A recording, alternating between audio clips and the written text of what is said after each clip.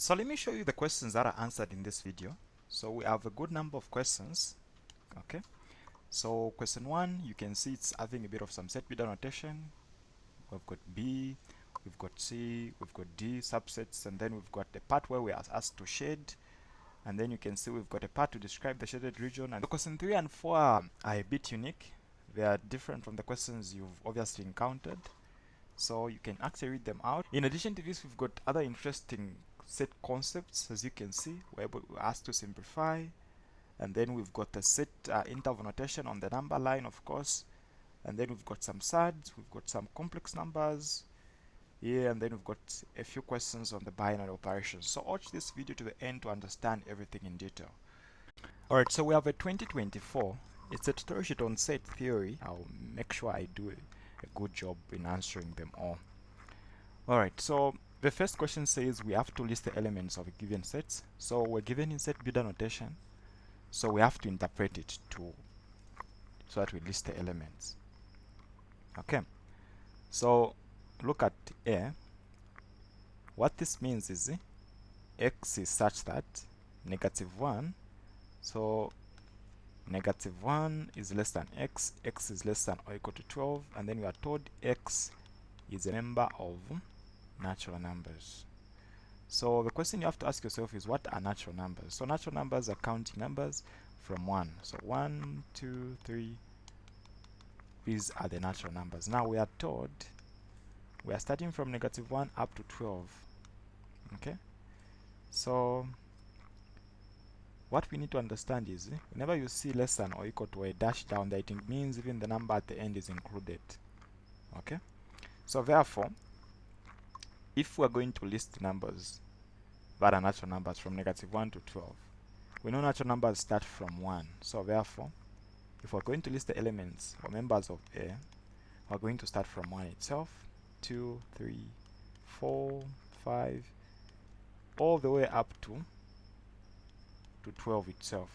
Now, why am I including 12? I'm including 12 because it says less than or equal to 12, meaning that 12 is included. If it was just saying less than 12, the highest or the biggest natural number before 12 was going to be 11. Okay, so that's how you handle A. So just in case you want to know, because I know this question is dealing more with natural numbers and only a set of integers. So integers denoted as z include 0 and the negative numbers. So the way we have the natural numbers, now 0 is included and also the negatives are also included. That's the difference between natural numbers and integers. And then we also have a set of real numbers. Now real numbers are all numbers that make sense. It includes all the irrational and all the rational numbers. Root of 2 is a real number. All the negative numbers, all the fractions, they are all real numbers. Okay, including all the natural numbers. Every number that you know is a real number, except these ones that don't make sense. These ones are called complex numbers. So a set of complex numbers is the biggest set of numbers because it involves even imaginary numbers. Now let's continue with the questions we have at hand. Now part 2, which is dealing with B, we are told x is such that x is even. So even numbers divisible by 2. 0 is an even number. So even numbers start from 0, 2, 4, 6, 8, and so on and so forth. Now we are told x is less than or equal to 19. And then we are told x is also a member of natural numbers. So in the actual sense, the smallest natural number we have is a 0. Now the fact that we are told natural numbers start from 1. So therefore, if we're going to start from 1, the members of set B that are natural numbers and are less than 19, 2 is the smallest. So 2, 4, 6, 8. We're going to be moving like that all the way up to 16 and then 18. Why? Even though it says x is less than or equal to 19, 19 can't be included because 19 is not an even number. Okay, that's for B. For C, we are told x is such that 4 plus x is equal to 3, and then x is a member of natural numbers. So let's try to find the value of x.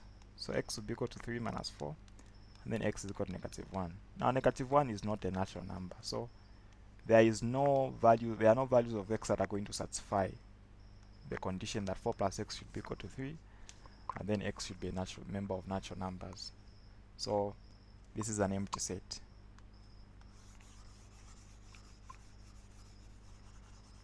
Now if you look at D, we are told x is a factor of 100. X is a member of natural numbers. So what are the factors of 100? So 0 is not a factor of 100, of course.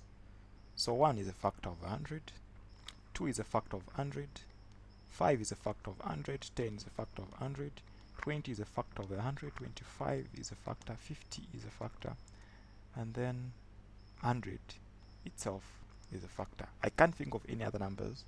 These are the ones I can think of, and they are factors of 100, and then they are also natural numbers. And then E, we're told x squared x squared is equal to 25. X is such that x squared is equal to 25, and then x will be a member of natural number. So if we try to find the square root on both sides, x is going to be plus or minus. Root of 25 is a 5, so we have two possible values of x, -5 and +5. Now we are told x should be a member of a natural numbers, so only 5 qualifies to be a natural number. We'll disqualify the -5, so only 5 is a member of a set, therefore. And then for f, we are told x squared is equal to 64, and then member of integers, so x is going to be plus or minus 8, because the root of 64 is 8. Now both -8 and 8 are going to be included because they are both integers. In that case, I said integers involve negative and positive numbers. Okay, now we are on B. Now on B, we are told let the universal set be. So let's try to list that. I think that's what the first part of the question says. We need to list the sets U, D, E, D, U, D, and E. So for the universal set, we are told x is such that x is less than 10, and then x is a member of what? Natural numbers. So less than 10 means 10 is not included. So I said natural numbers start from what? From 1. So 1, 2, 3, 4, 5, all the way up to 9, obviously. Okay? All the way up to 9. 10 is not included. So these are the natural numbers that we have. Or these are what? These are the natural numbers we have that are less than 10. Okay? 1, 2, 3, 4, 5, 6, 7, 8, and then 9. So that's our inversor set. We've listed the elements. A has been listed for us, B has been listed, C has been listed, D is not. So D, we are told x is such that x is equal to 2k plus 1, and then k is a member of natural numbers. So k is a member of natural numbers, and then x is equal to 2k plus 1. Now we need to ensure that all the numbers that we're going to come up with are supposed to be within the universal set. So what are the values of k that are going to give us values of x that are within the universal set? So I can start plugging in. If I put in a 1, because we are told k is a member of natural numbers, right? So if I plug in a 1 where there's k, the first value of x I'm going to have is 3. Again, if I add a 2 there, that's going to be a 4 plus 1, 5. Again, if I add a 3 there, that's going to be a 7. So notice the way it's moving, and then if you add a 4 there, it's going to be a 9. Right. So we can't exceed 9 because the universal set is ending up to 9. So therefore, the members of set D, if we're going to be listed, D is going to have 3, 5, 7, and 9. And then for E, we are told X should be equal to 2k, and then K is a member of natural numbers. So where there is K, we should be putting the natural numbers. So if I put in a 1 there, my first value of X I'm going to have will be 2. If I put in a 2, I'm going to have a 4. If I put in a 3, I'm going to have a 6. If I put in a 4, I'm going to have an 8. And then possibly the next one will be a 10. Now we only need to have all the members of a set are supposed to be subsets of a universal, meaning that they're supposed to be contained within the universal set. So therefore, the elements that we're going to have of our set E are going to be 2, 4, 6, and 8. We can't include 10.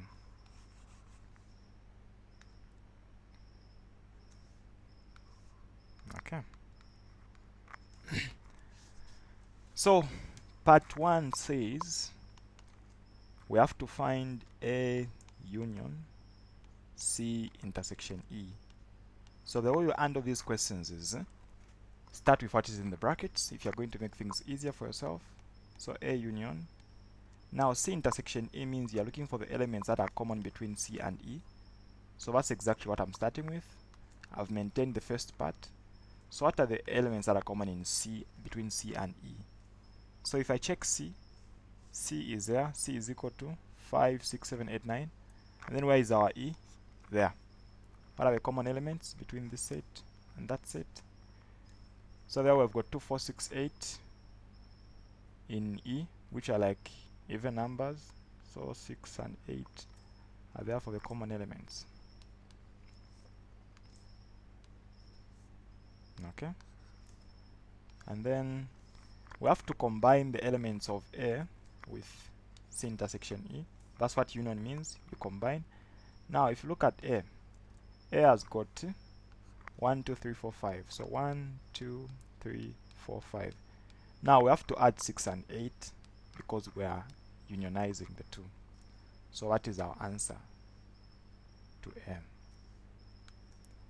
To part 1. Now part 2. Part 2 we are dealing with A minus B. Now if you've been watching my videos on sets, you already know that A minus B, I've been interpreting it as A without B. Okay, I know you know also that it means A intersection B complement, but I want you to know that it means A without B. So you can either interpret it this way and then list set A, which is having 1, 2, 3, 4, and 5, and then intersect it with B complement. B complement means elements that are outside B but are within the universal set. So if we remove 4, 5, 6, 7, which are in B, what are we going to remain within the universal set? So we're going to remain with 1, 2, 3, 4, 5, 6, 7 are in B, and then so remain with 8 and 9. So these are the elements that are within the universal set. Where is the universal? This one, without the elements in B. Okay, the 4, 5, 6, and 7. So therefore, if we're going to find the intersection between these two sets, we're going to have, I can see 1, 2, 3 are common. We have only common elements 1, 2, and 3, obviously. Now, the other way you can approach this is by just saying A without B. Now look at the elements that are in A. In A we have 1, 2, 3, 4, and 5. Now without B, so you can list your A to be 1, 2, 3, 4, and 5. That's your A minus B. Where is B? B is having 4, 5, 6, and 7. So I'll leave it up to you to decide which one is easier. So it means if you look at set A, remove all the elements that are in B. So what elements are in B? You can see 4 is in B, 5 is in B, they are there. So we've removed them from A. What remain of A? We remain with 1, 2, and 3. So this is another direct approach, just by saying A without B. You remove the intersecting elements. So in other terms, what we are saying is A minus B or A without B is as good as A, and then you have to remove the intersection. okay, of A and B. So we've done part 2 now. Now let's look at part 3. Now part 3 deals with A union B and then intersection B complement. So if you've paid attention to the set notation, the intersection B complement is as good as minus B, because if you said A intersection B or A minus B is A intersection B complement, it means even this part can be reversed to be minus that, right? So A union B means you combine the elements that are in A with B. Now let's try to pay attention and see which one. This is our A, that is our B. So let's try to combine them. So 1, 2, 3, 4, 5 are coming from A, and then B. 4, 5 are already listed, and then with an extra 2 extra members, 6 and 7. So that is for A union B. Right. Now we have to remove the elements that are in B. What elements are in B? In B we have 4, 5, 6 and 7. I think this question is very funny, because if you're going to say A union B, it means you're combining A with B. So again, if you're going to remove B, I think it's as good as saying you're just going to remain with A again, right? But without B, I think that's where it is important, without B. So we have to remove the 4, the 5, the 6 and the 7 because they're contained in B. So what is going to remain of our A is essentially 1, 2 and 3, or of our A union B is going to be 1, 2 and 3. Now you ask yourself, how is it that the second question is equal to the third question? Well, if you know what we call the distributive law, let me start with this part instead, since we know intersection is commutative. B complement intersection A union B. You can distribute this more like multiplication. So B complement intersection A. Yeah. So B complement intersection A. And then again distribute this to B. So maintain the sign in between, which is union, and then that will be B complement intersection B. So you can write this to starting with A, so that will be A intersection B complement. Now union. Now there's no intersection between a set and its complement, because a complement are things that are outside that set. So there can never be an intersection between a set and its complement. So therefore this is an empty set. Combining an empty set with any set gives you that very set. Now you know that A intersection B complement is A minus B, and this explains why the third and the second are equal. And then number 4. Number 4 is the difference of F removing A union D complement. Now before you can find the A union D complement, let's find first of all A union D, meaning that we combine the elements in A with D. Now we already know what our A is. Our A are members from 1 to 5, and then our D. Where is our D? Our D is having 3, 5, 7 and 9. So if we're going to combine the two, we're going to have 1, 2, 3, 4, 5, and then in addition to that 3 and 5 are already there, so we're going to add 7 and 9. Now we are interested in the complement of this set, meaning that we have to remove these ones from the universal. So if we remove these ones from the universal, what remains? So 1, 2, 3, 4, 5 are already removed, so 6 is there, 7 is already here, so we remain with 8. I think only 2. If we check our universal set, in our universal set we have 9 members. Here we have 1, 2, 3, 4, 5, 6 and 7, so only going to remain with 2 members, 8, 6 and 8. Now we have to remove 6 and 8 from F. Now what is F? F is having 1, 5 and 9, so we have to remove 6 and 8. Now 6 and 8, are they part of F? No, so F remain as 1, 5 and 9. Okay, so this is what it means. This is what it means. Okay, the other way you can handle this question is by deciding to distribute the complement. So you're going to have F minus or by actually handling this way, this minus means intersection, and then the complement will apply there, and then it will just be like A union D instead. So what complement or what intersection do you have between set F and A union D?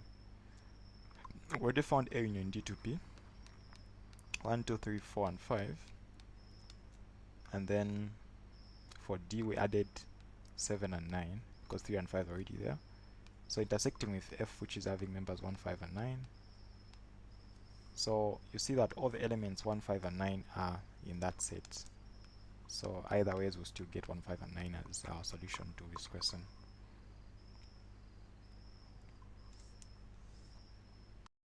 Okay, so we're now on C. Here we are told the universal set is X is such that X is a member of natural numbers, and then we are told 1 is less than or equal to X, and then X is less than or equal to 20. So we know natural numbers are counting numbers. Now we are told 1 is less than or equal to, so it implies 1 is included, and I said natural numbers start from 1. Okay, so this tells us the fact that 1 is included and 20 is included because of the equal dash on the bottom. So we're going to have numbers 1 to 20 being our universal set. Okay, and then for the other part, we are told for A, we are told X is such that X is equal to 2k. So X is equal to 2k for that part, and then X is less than 20. Okay, X is less than 20, and then we are told K is of course a member of natural numbers, right? So that's the set we are looking at now. How do we handle it? So we know it's going to consist of natural numbers, so it's going to be consist of counting numbers. That's 1. Okay, now it should be in the form of 2k, so X should be in the form of 2k. So k is a natural number, so we'll start with the list we have. The smallest natural number is 1. So to find the X values which are representing members, we'll be substituting our as k. So starting with 1, we're going to have a 2. If you plug in a 2, you're going to have a 4. So you see that it's going to be double double. So 3, now 6. The difference of a 2 again, 8, 10, 12, 14, 16. Okay. So we have 16, we have 18, and then we have 20. So we can't exceed 20 because our universal set is only from 1 to 20. So anything beyond that point is not part of the set. So therefore, our members of A include, so in fact we were told X is less than 20. Let me not forget X is less than 20. So this 20 is going to go away. Only the ones that are less than 20. Unless if it was saying less than or equal to 20. But it just says less than 20. So set A therefore it's having even numbers from 2, 4, 6, 8, all the way up to 18. So our universal set is having numbers from 1 to 20.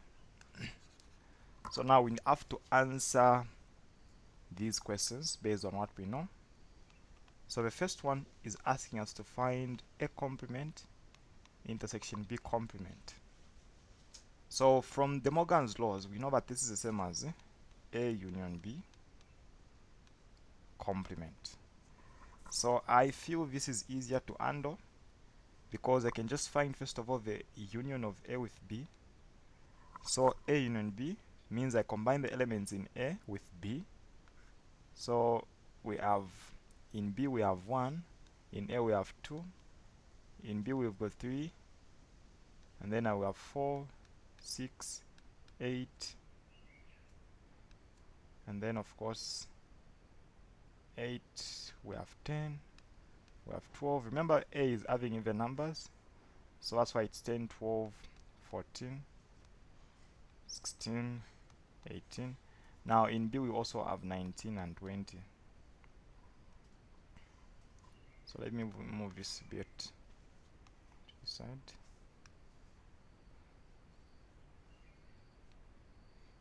So we have 1, 2, 3, 19, and then of course 20. So we've combined the elements of A with B. In A we have 2, 4, 6, 8, which are 2, 4, 6, 8, 10, 12, 14, 16, 18. And then in B we have 1, 3, 8, 19, and 20. So they are all part and parcel. Okay. So now the idea is to find the complement of each. So complement of this, it implies we remove these ones from the universal set. So what is going to remain of the universal set? If we remove 1, 2, 3, 4, I can see 5 is missing. I can see 7 is missing. I can see 9 is missing. 11, 13, 15, 17. 18 is there, 19 is there, 20 is there. So 5, 7, 9, 11, 13, 15. These are the answers. This is the complement of the union of A with B. Okay? You can still answer it the other way by first of all finding a complement, which means remove the A's from the universal. So if you remove 2, 4, 6, 8, you're going to remain with 1, 3, 5, 7, 9, 11,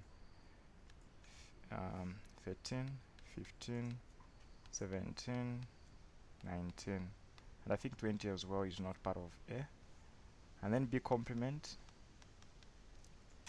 you remove 1, 3, 8, you're going to have 2, 4, 5, 6, 7, 8 is there, 9, 10, I think all the way up to 10, all the way up to what? 18, since 19 and 20 are there. So this is going to be in the order of 11, then 17 and 18. So if you try to find the common elements, you can see 5 is common, 7 is common, 9 is common, 11 is common. So 13 is of course there, 15 is of course common as well, so is 17. So 5, 7, 9, 11, 13, 15, and 17, which is too matches up with our answer. So whatever is easy for you, go for it.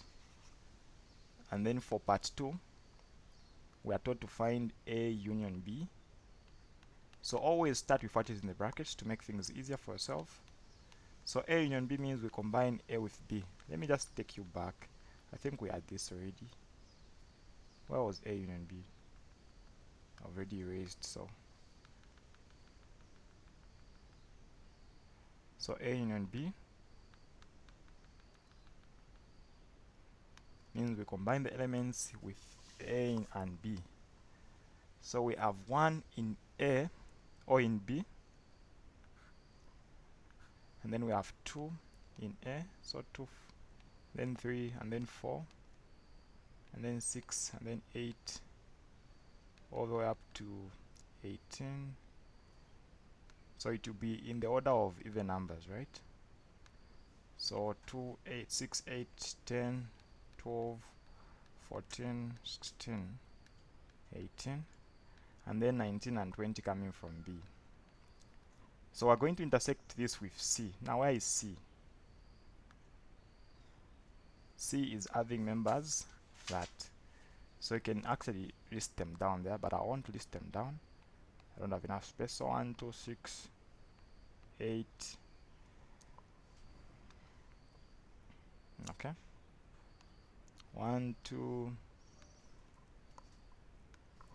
1, 2, 6, 8,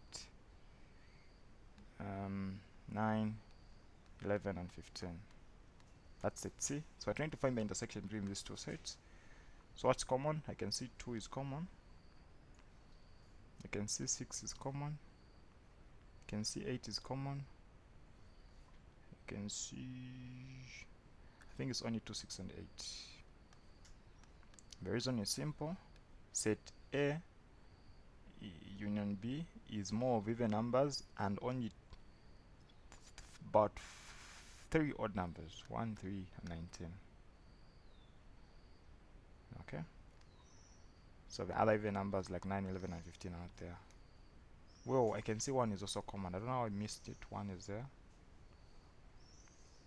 1 is there as well. So therefore, it's 1, 2, 6, and 8.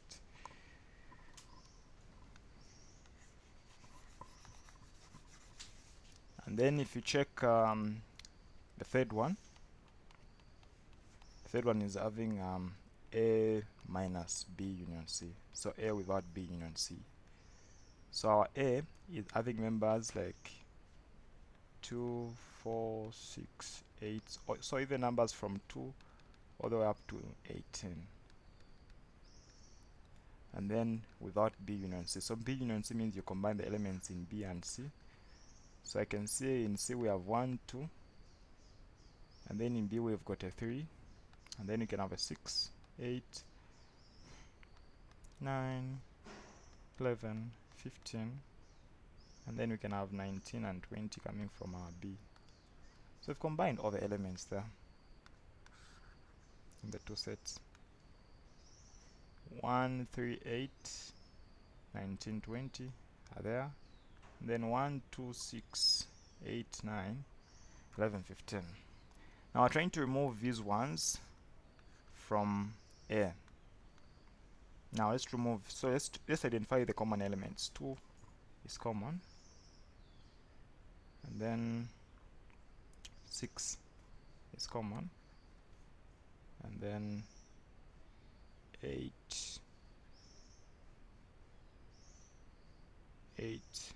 is common, then 9, 11, 15, no. So these are the only common elements. So if you remove them, what's going to remain of A will be 4, 8, no, 8 is common. So 4, so 10 of course, 12, 14, 16, 18, which are not there. These are the only elements of A that are going to remain. If you want, you can interpret it as A intersection B union C complement, meaning that you find the complement of B union C and then you intersect those elements with A. So B union C complement means you remove elements of B union C from the universal set, and what remains should be intersected with B union C, or with A, sorry. Yeah.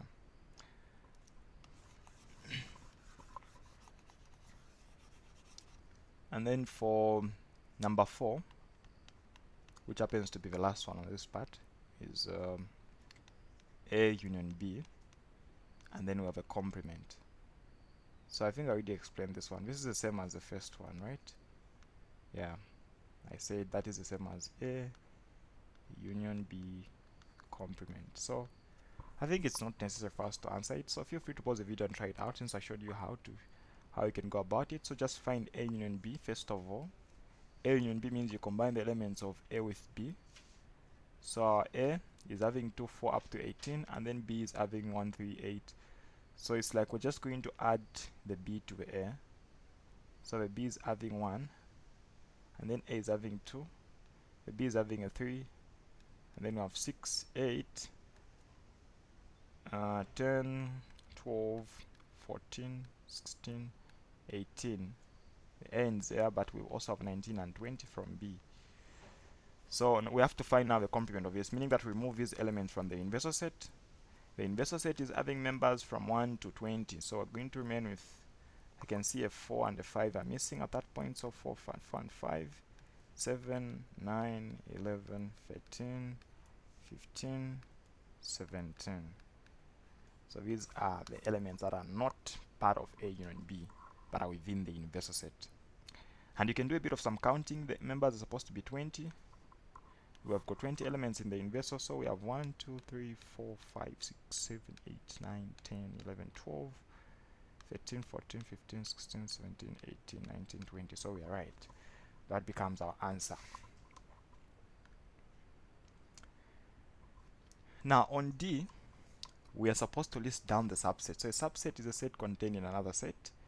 The number of the subset are given as 2 to the power n, I believe. So if you have got a single element, it's also going to be 2 to the power 1, giving you 2. If you've got 2 elements, it will be 2 to the power 2, gives you 4. If you've got 3 elements, it will give you 8 subsets. So a set itself is a subset of itself, and then an empty set is also a subset of a set. So for A, an empty set, and then the set itself. These are the 2 subsets we have. So the formula is 2 to the power n, so this is 2. For B, an empty set, and then the set itself, and then we can have A as a set, we can have B as a set, so there are 4 already. And then for C, an empty set, the set itself, 1, 2, and 3, and then we can have a combination of 1 and 2, 2 and 3, 1 and 3. You can also have them individually, 1, 2, 3. So if you try to count them, how many are there? 1, 2, 3, 4, 5, 6, 7, 8. So what are the possible subsets for these? When they ask you to list down what we call proper subsets, the formula is 2 to the power n minus 1. So proper subsets excludes the one which is the set itself. Okay.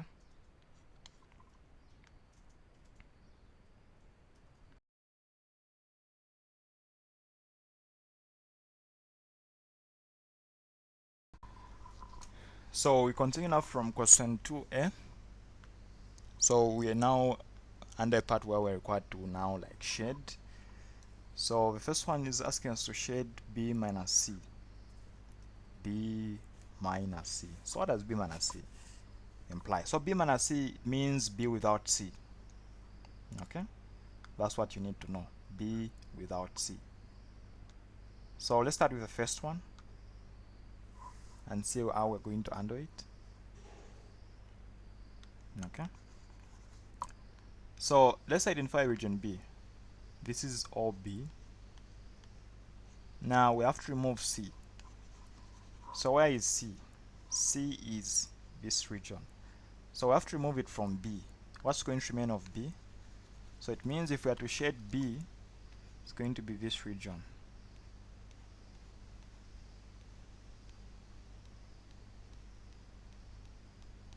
So notice that I'm not shading any part.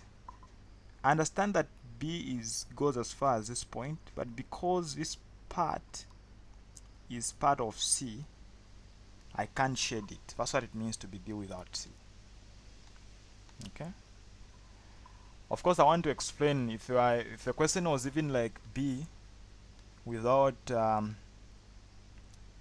A union C, you would have to identify the region from the other side. That means would go as far as unshading the part of A because it's also not supposed to be included in such a case. Okay, but I hope you get the idea of subtraction. And then on the other diagram, we've got B. Now I have to remove C. This whole part is B. Now we don't have to shade C. So only shade B with the exception of C. So we have to make sure we don't shade any part of C, but only B.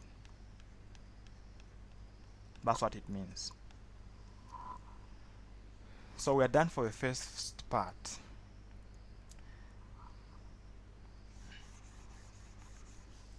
Now the next one, we are told to shade A intersection B intersection C complement.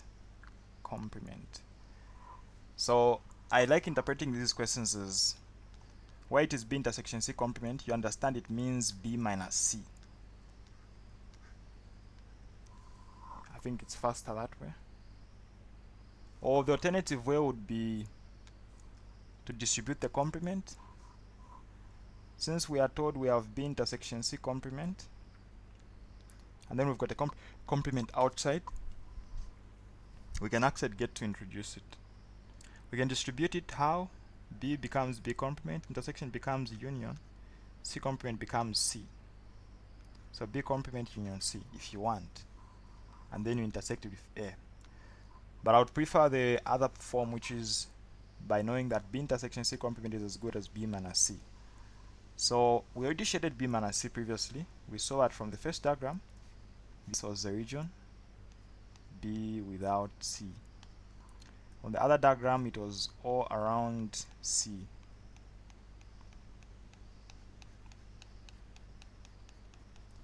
Now, we are interested, in this case, we're now interested in its complement, meaning that we should not shade it. That's what the complement means, we should not shade it. So therefore, if we're not going to shade that region, what's going to be shaded would be everything else.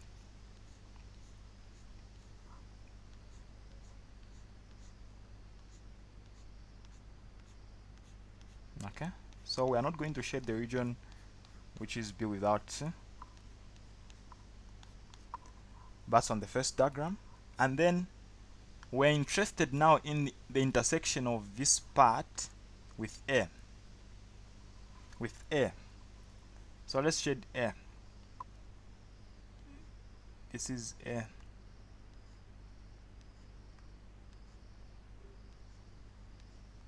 So the part where the green lines and the red lines are intersecting is a point of intersection.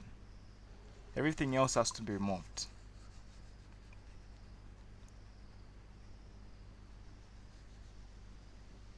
So first of all, you know, the answer obviously is going to be within A.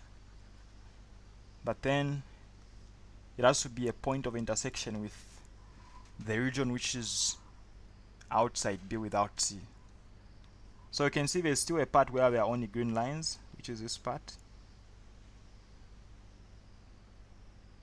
Okay, because obviously we know that part was B minus C, right?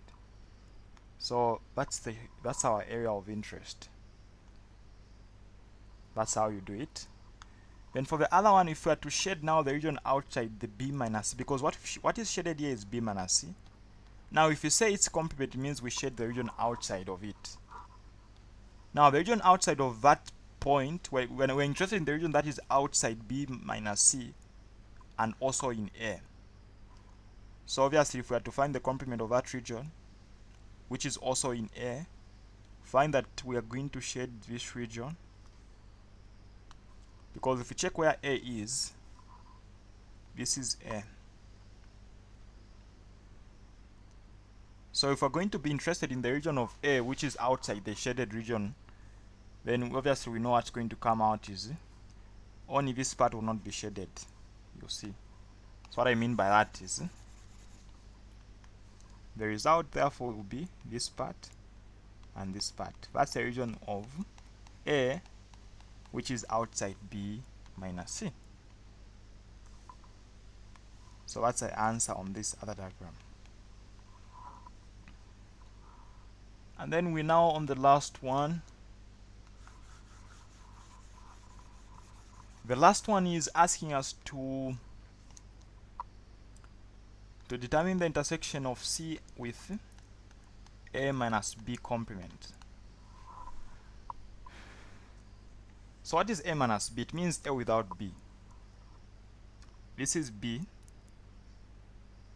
So I have to remove it from A. What remains of A is this part. Now, the fact that we're saying the complement of A without B, or A minus B, it means we're now interested in the region that is not shaded. So our interest is in the region that is not shaded, because we are saying A minus B complement. What we've shaded is A minus B. Now if we introduce a complement, it means we're now talking about the region outside what we've shaded, which is A minus B complement. So the region of the region which we've shaded, which is outside, the region outside what we've shaded is going to be A minus B complement. Now we should intersect that region with C.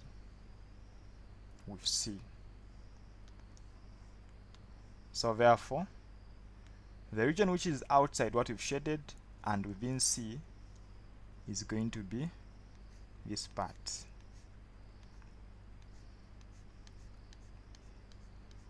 First of all, it is outside A minus B, which qualifies A minus B complement, and then it is also within C.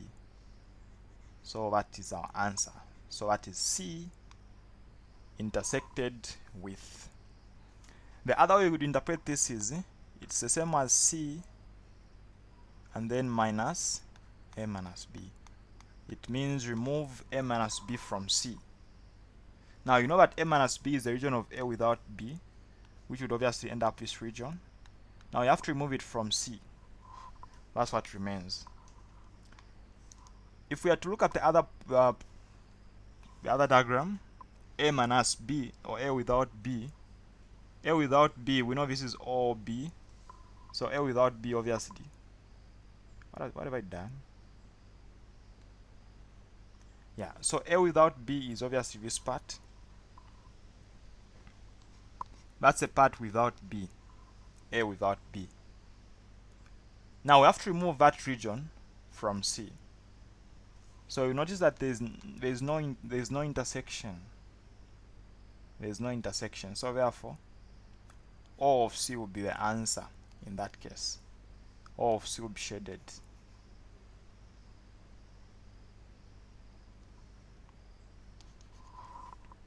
So this is how you handle the shading. There's a more complex video, a more detailed video about the shading. You can check it out. So now on the other hand, we're asked now to describe the shaded region. So if you are to look at this part, analyze that region, you notice that A, this is B, and then you notice that this is also A. So you can just simply describe that region to be common between A and B, right?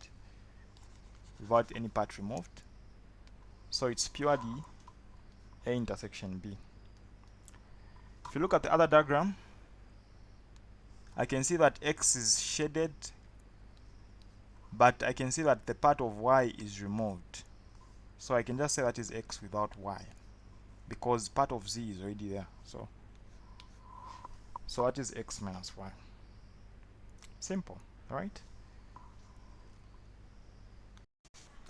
Okay, so we have a question. Question 3. This is one of those questions where if you look at it, you're like, this question is simple. But as you try to approach it, you see that, okay, it's actually a bit involving than I thought. But anyway, this question is still simple. So feel free to pause the video and just try it out. Okay?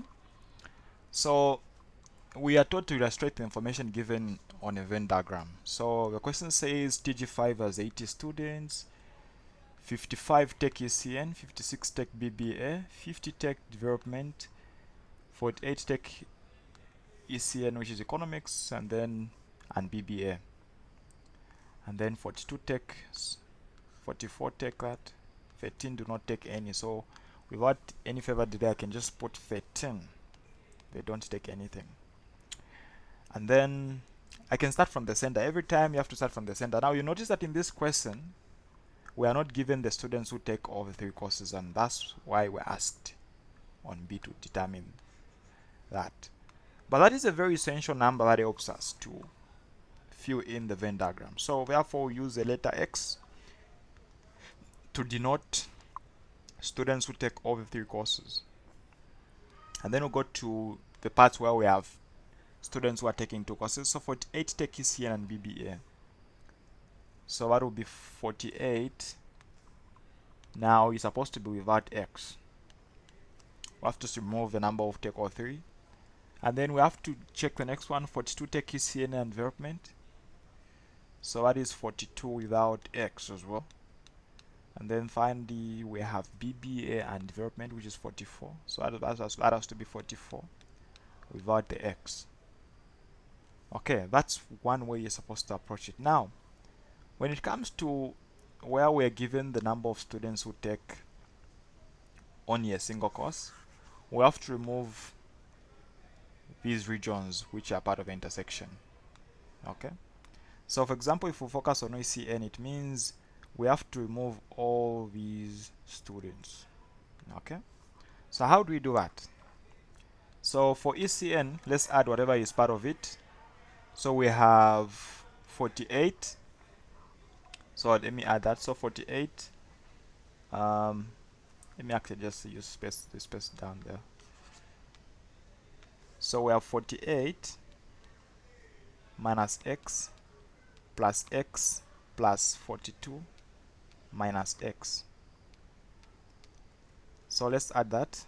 So 48, this is a 0. 48 plus 42 is going to be a 90. So this is going to be 90 minus x. Now we're supposed to subtract this from 55 because we are taught 55 students take ECN. So 55, we have to remove the intersection, which is 90 minus x. So that would give us 55 minus 90 will give us a negative 35, and then minus x will be positive x because we're distributing the negative. So that will be 55 minus 90 and then plus x. So you end up with, if you start with x, you end up with x minus 35. So for ECN, you have x minus 35. And then for BBN, you have to apply the same concept. So for BBA, we can add as well. So for BBA, we have 48. So if you check BBA, this means we are focusing on this part. Okay, so what do we have there? So we have 48 minus x, and then plus x plus 44 minus what? Minus x. Now you notice that this part is equal to 0. 48 plus 44 is a 92. So I have a 92 minus x. So the number of BBA students were 56, so I have to remove 56 minus 92 minus x. So I end up with 56 minus 92 plus x. So that would going to give us, subtract, you're going to get x minus 56, right?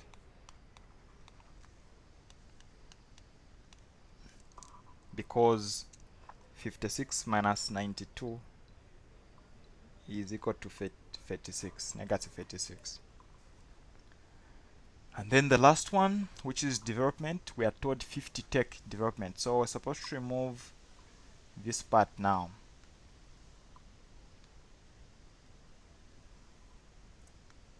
Okay. So what we have? So we have x plus 42 minus x, and then plus 44 minus x. So 44 plus 42,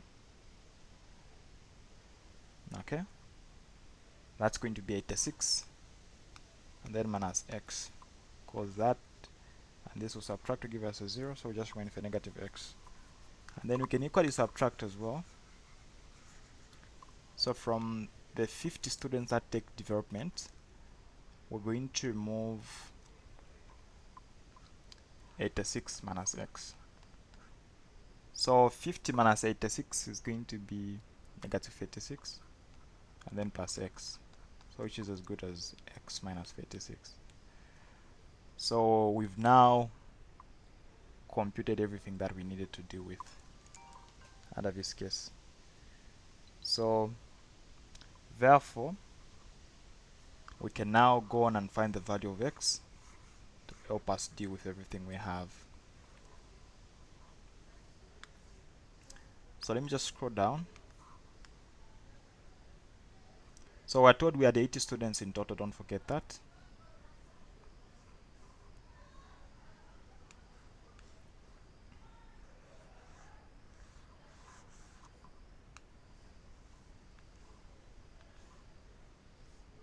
Okay, so let me start.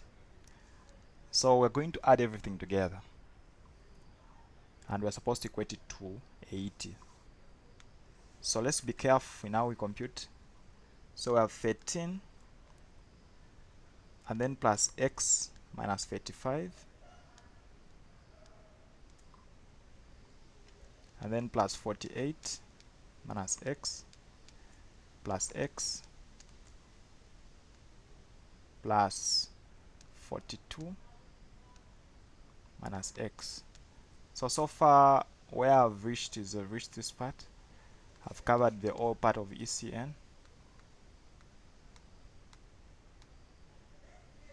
Okay, so we can now go to development. We have x minus 36, and then 44 minus x, and then x minus 36. All this is supposed to be equal to 80. So let's be careful now, we compute there. So let's start with the numbers. We have 13, negative 85, 48, 42, negative 86, 44, negative 86. So we can say we have 13 minus 35 plus 48 plus 42 minus 36 minus 36 plus 44. So that's equal to a 40. So I found a 40. So 40. And then for the x minus x is a 0, x minus x is a 0, x minus x is a 0, so just remain with plus x, should be equal to 80, and then therefore x becomes 40. Okay, so if we are right in our calculations, then x, which is 40, is the total number of students who took all 3 courses. Okay, so x is equal to 40.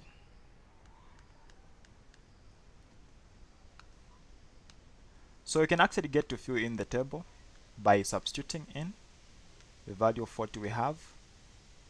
So that part we have x minus 35, so 40 minus 35 is a 5, 48 minus 40 is 8, 40 minus 56 is a 4, 44 minus 4 minus 40 is a 4, that's a 4, that's a 2.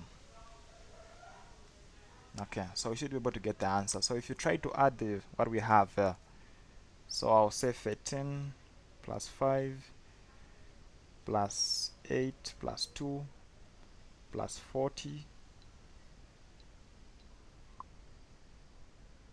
and then plus 4 plus 4 plus 4, so that gives me 80. So if you try to add all these numbers, you're supposed to get 80, which I have. So we're done. Find the number of students who took exactly 1 course. So that would be 5 plus 4 plus, so 5 plus 4 plus 4. So that's 5 plus 8, which should be 13. Okay, 5 plus 8 is 13. So that's how you're supposed to answer question 3. You can apply the same concept to answer question 4. Okay, so you notice that question 4 is very related to the previous question. So basically we use the Venn diagram to simplify the work to help us understand things faster. Now equally here we are told to find the number of people who are using all the 3 methods. Every other information has been given, so let's use y this time around. Okay, we use y, so y will be all the 3 methods. Now we are told a survey was conducted on 70 consumers, so 70 is the total. The result came out as follows: 56 smoked, 56 sniffed, 50 chewed. In addition, 48 smoked and sniffed, 42 smoked and chewed. Okay, so we'll go for both first of all. So we have told 44 sniffed and chewed. Sniffed and chewed. So this part, that's 44. So 44, we have to remove the y. And then 42 smoked and chewed. So 42, we have to remove the y. And then smoked and sniffed, 48. Okay. So now we have to now go into what we are told. So we are told 56 smoked, 56 sniffed, and then 50 chewed. So those are not the actual values we're supposed to put there. We're supposed to subtract from them. So I'll start with smoked. If I look at smoked, I have to focus on this region. Okay.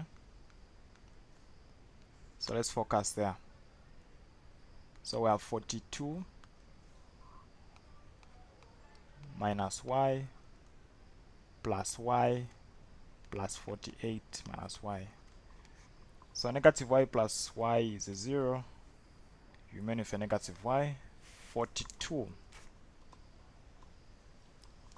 plus 48. So you know that 2 can be there, it can give us, so that is going to give us a 90. So because 42 plus 48 is a 90. So we're supposed to subtract that from 56. Now 56, we remove this common region. So 56 minus 90 is a 34. So that's a negative 34. And then plus y. So we can remove the 56 and just put y minus 34. So apply the same concepts. You can go to sniffed. Sniffed, we are told there were also 56. Now I have to add everything else that involves sniffed. So that means we are interested in this region. That's within green. So 48 minus y plus y, 44 minus y. So get negative y there. Now we have 48 plus 44. That's a 92. So we're supposed to subtract that from 56. So you understand, if you distribute the negative, you're going to get 56 minus 92 plus y. And then 56 minus 92 is a negative 86. So y minus 56. Y minus 56. And then finally the last part, which is having 50 for chewed.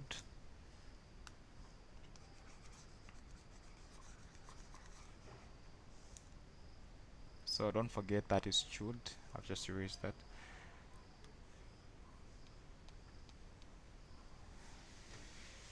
So 42 minus y plus y plus 44 minus y. So get the minus y. And then again, we now have again 42 plus 44, which is 86. We have to remove this from the 50. So 50 minus 86 is a negative 86 plus y. So equally there we have y minus 56. So y minus 56. Were we given any number of people? We are not taking any of the three. Obviously not, because all these were consumers. So we are not given anything about none. So therefore, to find the value of y, we have to just equate to the total, which is 70. So we'll combine everything. So y minus 34 plus 42 minus y plus plus 48 minus y. So we are done everything in smoked. And then y minus 36 plus 44 minus y, and then plus y minus 36 equal to 70. Numbers we have negative 84, 42, and then 48. So I'm actually punching out on the calculator. And then minus 56 plus 44, and then minus 56 again. So that's a 28 equal to 70. Now the y value, so y minus y is a 0, y minus y is a 0, y minus y is a 0, so you just remain plus y. So therefore y becomes 70 minus 28, so 42. So if that is okay, if we plug in, so if you're confident what we've done is right, then y becomes the answer. So 42 is the answer. Now you can actually try to prove it by substituting.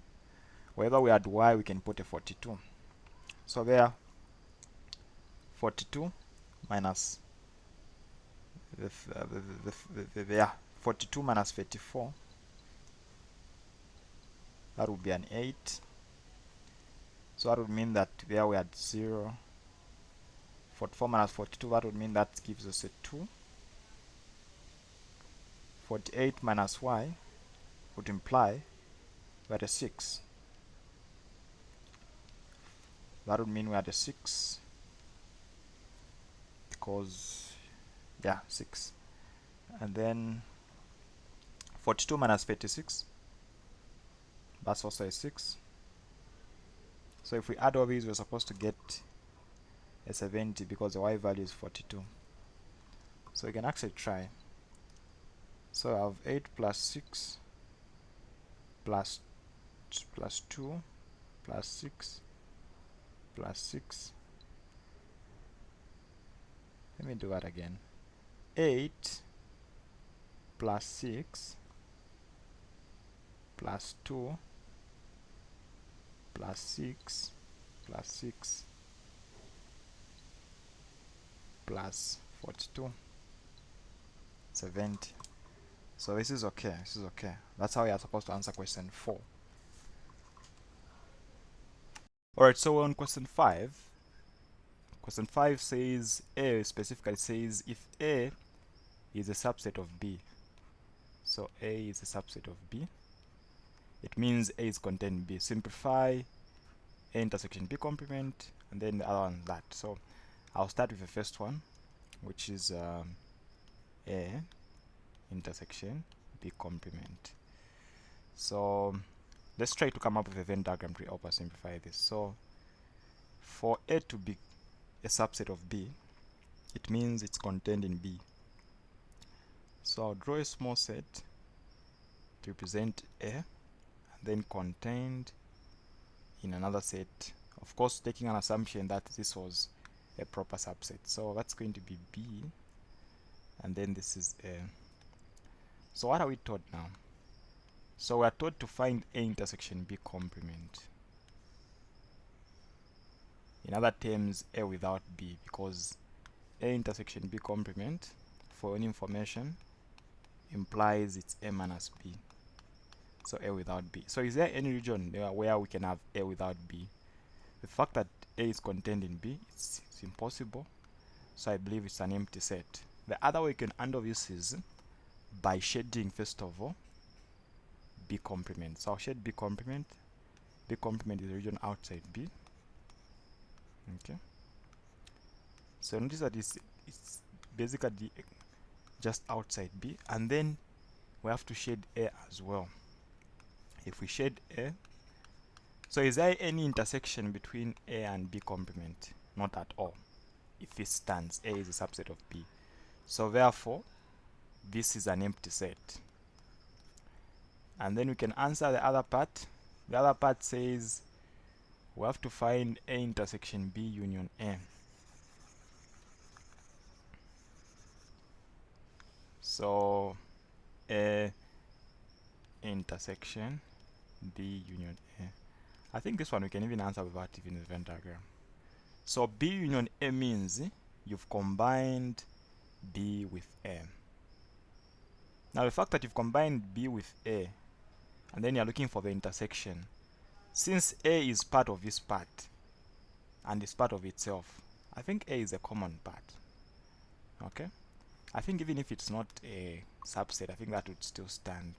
So that would be equal to A. If we're to picture this on the Venn diagram, we have B and then we have A contained there. Okay, now if we are to shade B union A, B union A means you shade both B and A. Now you are trying to find an intersection with A, so shade A, so it will only be A as the answer. Okay, now if we're to look at the next one now, here we're told disjoint sets. Disjoint sets are sets that don't have an intersection. So if you say A and B are disjoint, it means this is the way the eyes are going to be shown in a Venn diagram. Okay, that's what it means. So we have to simplify what we have. So in this case, A intersection B, I think that is straightforward. The fact that these are disjoint sets, it means the intersection is obviously going to be an empty set for the first one. And then for B says A union B. A union B. So A union B means you shade both A with B. So I think that has got nothing to do with, you can't simplify it beyond that, because the fact is every time you're looking at A union B, you have to combine them separately. So when you say A union B, it stands as it is. You can't simplify that beyond that. And then A intersection B complement.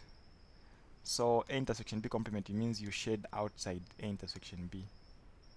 You're interested in the region outside the intersection. Now the intersection is empty. The intersection is empty. So the complement of an empty set is the universal. In other terms, if you're saying intersection B is empty, if you are to shade any part of this universal set, you're going to shade the entire region, because the all universal set is outside the intersection. In short, there's no intersection. So therefore, the complement of the intersection is the universal.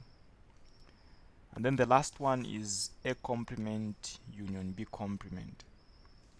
So this one is equally going to be the universal set. I can show you using the Venn diagram. Let's shade A complement. A complement means you shade the region outside A. So this is the region outside A. So the only part that is not shaded is A itself. Now, if you now combine it with B complement, it means you are now going to shade the region outside B.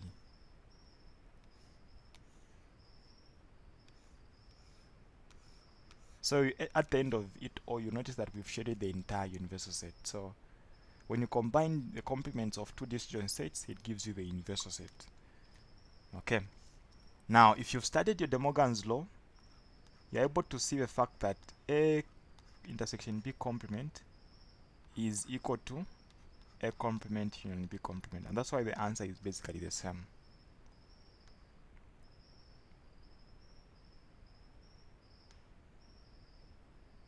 Okay, so we're now on C. C is asking us to simplify these in their simplest form. So I'll start with the first one, which is A union B intersection A union B complement. Okay, so this one, we're looking at the intersection. We're looking at the intersection. So if I check this part and this part, what do you think is common? Well, I can see that A union is common in both sides. So I'll pull it out. And then in the first one, what's going to remain after our factorize is that we're going to remain with B. And then we get the sign in between intersection, and the other one will remain with B complement. So this is just trying to use factorization, but in the actual sense, I'm trying to apply distributive law. Okay? So what's an intersection between a set and a complement? So one thing that you need to know is the complement deals with this outside part of a set. So if you're going to look for the intersection between a set and this complement, it's either you're within a set or you're outside. It's either you're within B or you're part of the B complement. So therefore, there can never be an intersection between a set and this complement. So therefore, this is A union an empty set. Combining a set with an empty set is basically just that set. So that's A. That's how you handle the first one. Now we have 2.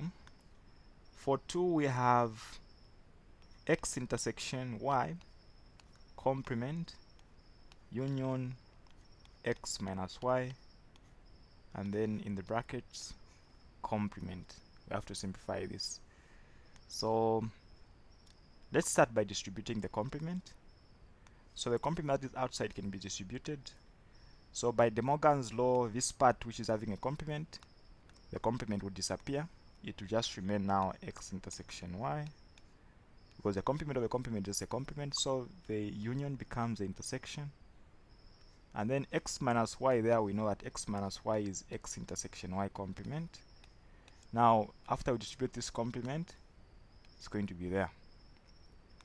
On the next step, we can have X intersection Y and then intersection, distributing the complement, X becomes X complement, the intersection becomes union, and then we now end up with Y. Okay, so is there anything we can do to simplify this, to make it look easier? So what we're looking for is we're looking for the intersection between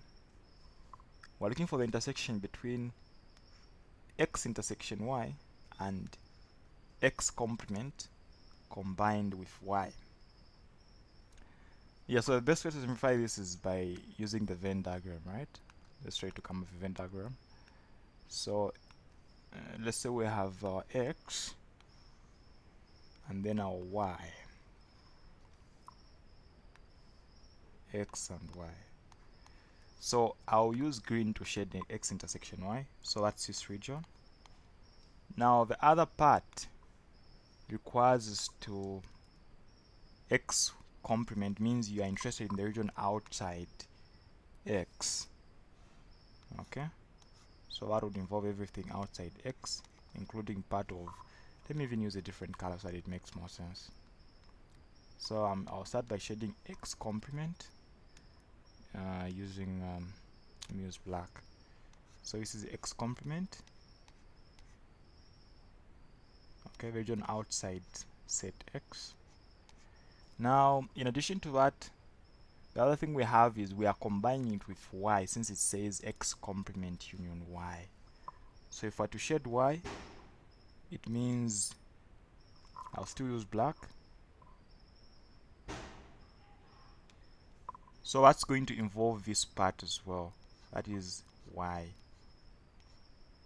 In fact, I'm supposed to use a different color so that we picture what we're trying to see.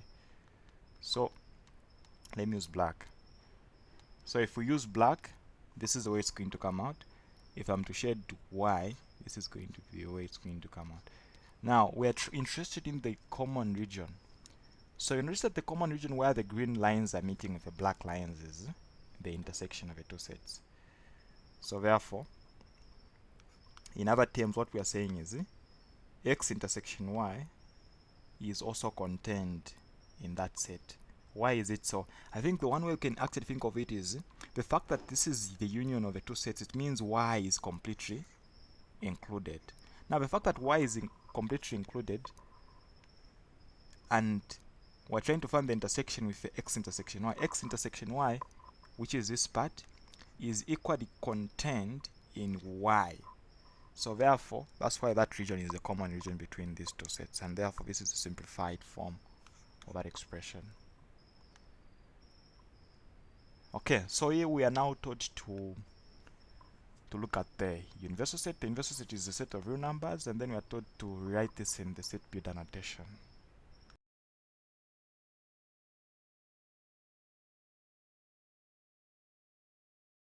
Alright, so we're on question 6 now. Here we are taught to write the given intervals in terms of set beta notation. So in case you're new to set beta notation, this is a case where you say x is such that x is whatever, x is a member of what and what, so all that. So it's important to understand that when you see this kind of a bracket, a square bracket, it implies a number is part of a set. Okay? And then when it's like this, then it's open, it means 3 is not part of a set. I don't know why we call it open, but we're supposed to rather say it means 3 is not included. And then the other thing that you need to understand is this is an interval, so it involves real numbers. So it doesn't necessarily mean that we only have numbers 5, 4, -3 up to 3. No, it means we have all the numbers between all the numbers that we might imagine irrational numbers. They are a part of the set. So for the first one, where we have our a being equal to from -5 to 3, so I'm going to say a is equal to, so x is such that x, maybe let me not start with x. So we are moving from x is such that we have from -5, right? X is such that -5 is less than or equal to, because -5 is included, is less than or equal to x, and then x is less than 3. And then we also know that x is a member of real numbers. Okay. For b, feel free to pause the video and try it out. So we are from 4 to 7, they are all not included. So x is such that 4 is less than x, and then x is less than 7. And then of course don't forget x is a member of real numbers. And then for c, both 0 and 4 are included, so x is such that 0 is less than or equal to x, x is less than or equal to 4. X is also a member of real numbers. And then finally the last one, which is d, -2 is not included, so d, x is such that -2 is less than x, x is less than or equal to 6, and then x is a member of real numbers. I think these are the 4 that you need to handle. Very simple, right? Simple and straightforward. Now, when you look at B, B is now involving the set interval notation questions. Okay, now there's one that we need to interpret, set C, which has been given in the set beta notation. So x is such that x is less than or equal to 10, and then x is a member of real numbers. So that means C is -infinity all the way up to 10. 10 is included, like that. So we're interested in the numbers less than 10. Okay. So now A intersection C complement is the same as A minus C for any information. So let's come up with a number line there, and then we want to find A minus C. So we have set A and C. So set A is from -7 to 3, and then set C is from -infinity to 10. So let's say 10 is somewhere there. So if I were to put set A, it's going to be from -7 to 3, and then 3 is included, so I'd have to shade inside of 3. Okay.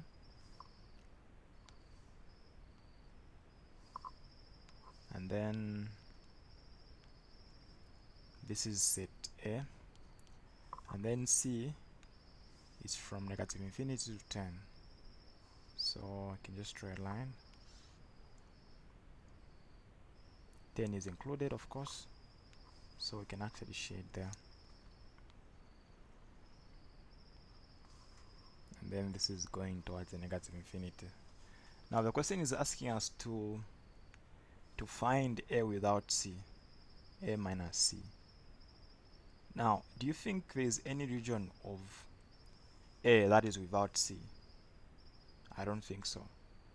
There is no region of A that is without C, because as we can see, every part of A is in short, from what we've written here, A is contained in C.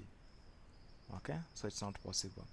Another way you can think of this is find C complement. If you're going to go by that method where it says A intersection C complement, remember what we're trying to do here is the fact that we're trying to find this set.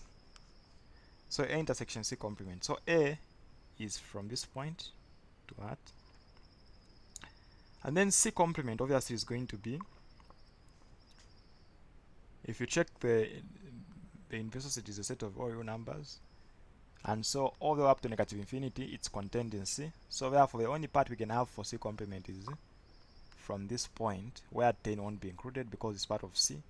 So C complement will just be from 10. Okay, so C complement will be from 10 all the way up to positive infinity. Now, is there any intersection between that set and A? There is no intersection, so it is still an empty set whether you go by this method or you go by removing C from A. So if we are to remove C from A, it means you are looking for the common region, which is this region. Now remove it. Let's remove the C part. If you remove it, nothing will remain of A. So A minus C is an empty set for the first one. Let me not erase that. And then we can now look at A minus B, which is the second one. A without B. So A without B. For B, what we have 0 to 8. So our A is from negative 7 to 3, and then our B is going to be from 0 to 8. So I'll start with A. This is our A, and then this is our B. So which parts are shaded? So for B, no part is shaded, and then for A, the part that's shaded is for 3 due to the kind of bracket we have there. So we're trying to find A minus B, or in other terms, A without B. Remember, this is your A. So which part of, so shade the common region. This is the common region. So if you're going to get a region of A without B, it means remove this common region. What's going to remain of A is going to end at this point, at 0 that is. So A is going to be from negative 7 all the way up to 0. Now the question is, if you check at that point of B, it is not shaded. So it means as we remove B from A, that point is not being removed, so it's remaining shaded. So 0 is part of A without B. Okay, so I'm actually supposed to say A minus B, which you can actually show now on the number line. It's going to be that region up to this point. That is your A minus B. Okay, if you want, you can go by the method of trying to interpret that as A intersection B complement. So that would require you first of all to find B complement, which will be this point going this way, and then that point going that way. So any intersection between that set and set B, or and set A, so it's only going to be this part obviously, which will still match up with our answer. Okay. We can now move and look at number 3. So if you had to look at number 3 is dealing with A intersection B union C. So when you have such complex questions, I advise taking it step by step. Since A has already been given in the question, let's try to focus on what is in the brackets. So we have B union C complement. Let's come up with a number line first of all. And then what we have there is our B is from 0 to 8, our C So don't forget that our C was from negative infinity all the way up to 10. So our B is from 0 to 8. And then we're trying to find our C. Our C is from negative infinity to 10. So let me do this. Let me make that 10. You can put 8 somewhere here. So let me draw a line for C. C is from 10 all the way inside.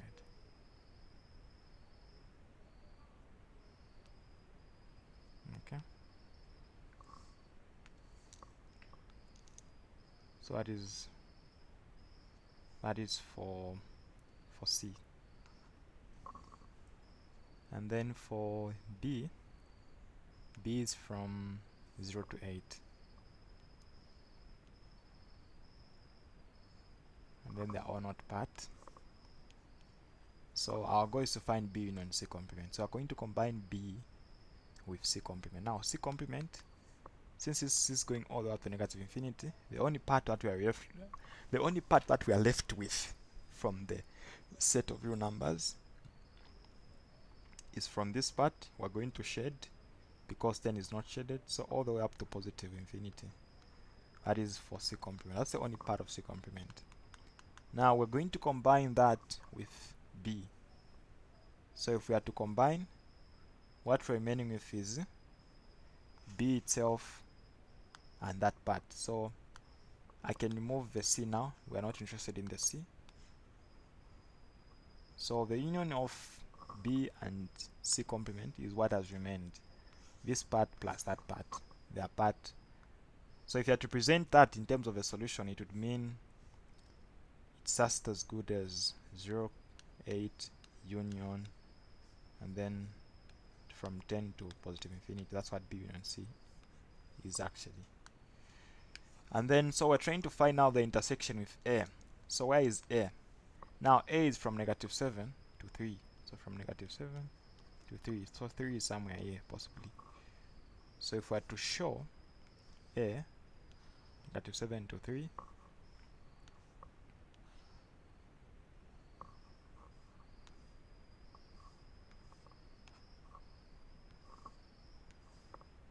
so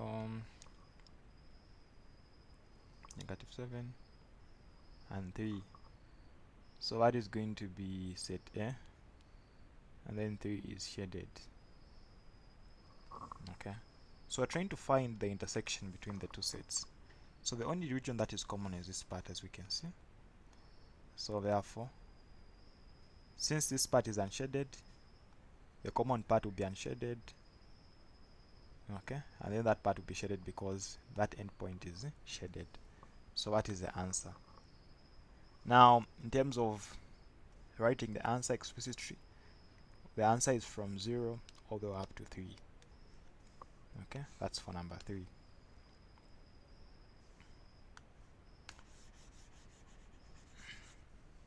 Can move and look at number 4. So let me actually start with the last one, which is easier. So when you have A complement intersection B complement, the Morgan's law tells us that is the same as A union B in brackets and then a complement outside. So if you have to combine A with B, let's first of all put A and B together. So A is from negative 7 to 3. Okay. And then B is from 0 to 8. So B is from 0 to 8. And then we have negative 7 to 3. Let me draw the ending part. So negative 7 is not shaded, 3 is shaded, that is for our A. And then our B, no part is shaded. Now, we're trying to find, first of all, what is inside the union of the two sets. So the union means if we combine these two sets, it's going to be from this point. Since there's no gap, since there's an intersection, it means all the way from negative 7 to 8, That is our union. Now to find the complement, it means find the complement of the union. It means what is outside the entire region we have, but within the universal. So it's going to be from that point shaded all the way up to positive infinity. This point equally shaded because this is also not shaded, so all the way up to negative infinity. So that gives us our answer. So what is negative infinity to negative 7, and then 8 to positive infinity. So our answer therefore is negative infinity to negative 7 included, union 8, positive infinity. Okay, now we can answer now number 4. Now number 4 is A complement minus B minus C in brackets. Now there's a complement outside, so I have to distribute that complement. So if I was to start with what is in the brackets, A complement, this complement distributed to whatever is in the inside. A complement, the complement of complement will be A. I think like before I do that, let me do this. So I'll say A complement, and then this minus can be taken into an intersection. Now when it turns into an intersection, it's supposed to come with a complement that should apply there, because I believe you know that when you say B minus A, it's the same as B intersection A complement. So the minus becomes intersection, the complement applies to the other part. So equally here, this minus will apply as a complement on that region, and then of course there's still a complement outside there. So A complement, we can now distribute the complement. So this will become A, by intersection becomes union, and then this complement will disappear. It will just be B minus C. I think this is easier to simplify, right? Okay, so I can easily simplify this. So it means all we're doing is we're combining A with B without C. So I recommend starting with what is in the brackets, and if you do, B is from 0 to 8, and then C is from negative infinity to 10. Let me actually do this. This is negative 8, no, positive 8, and that's 10.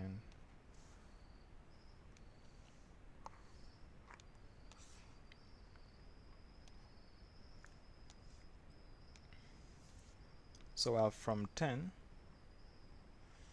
all the way up to infinity. 10,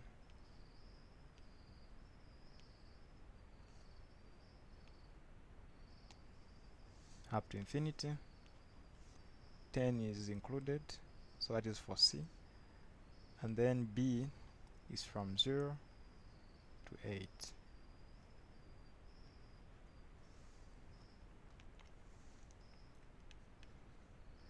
So when you say B minus C or B without C,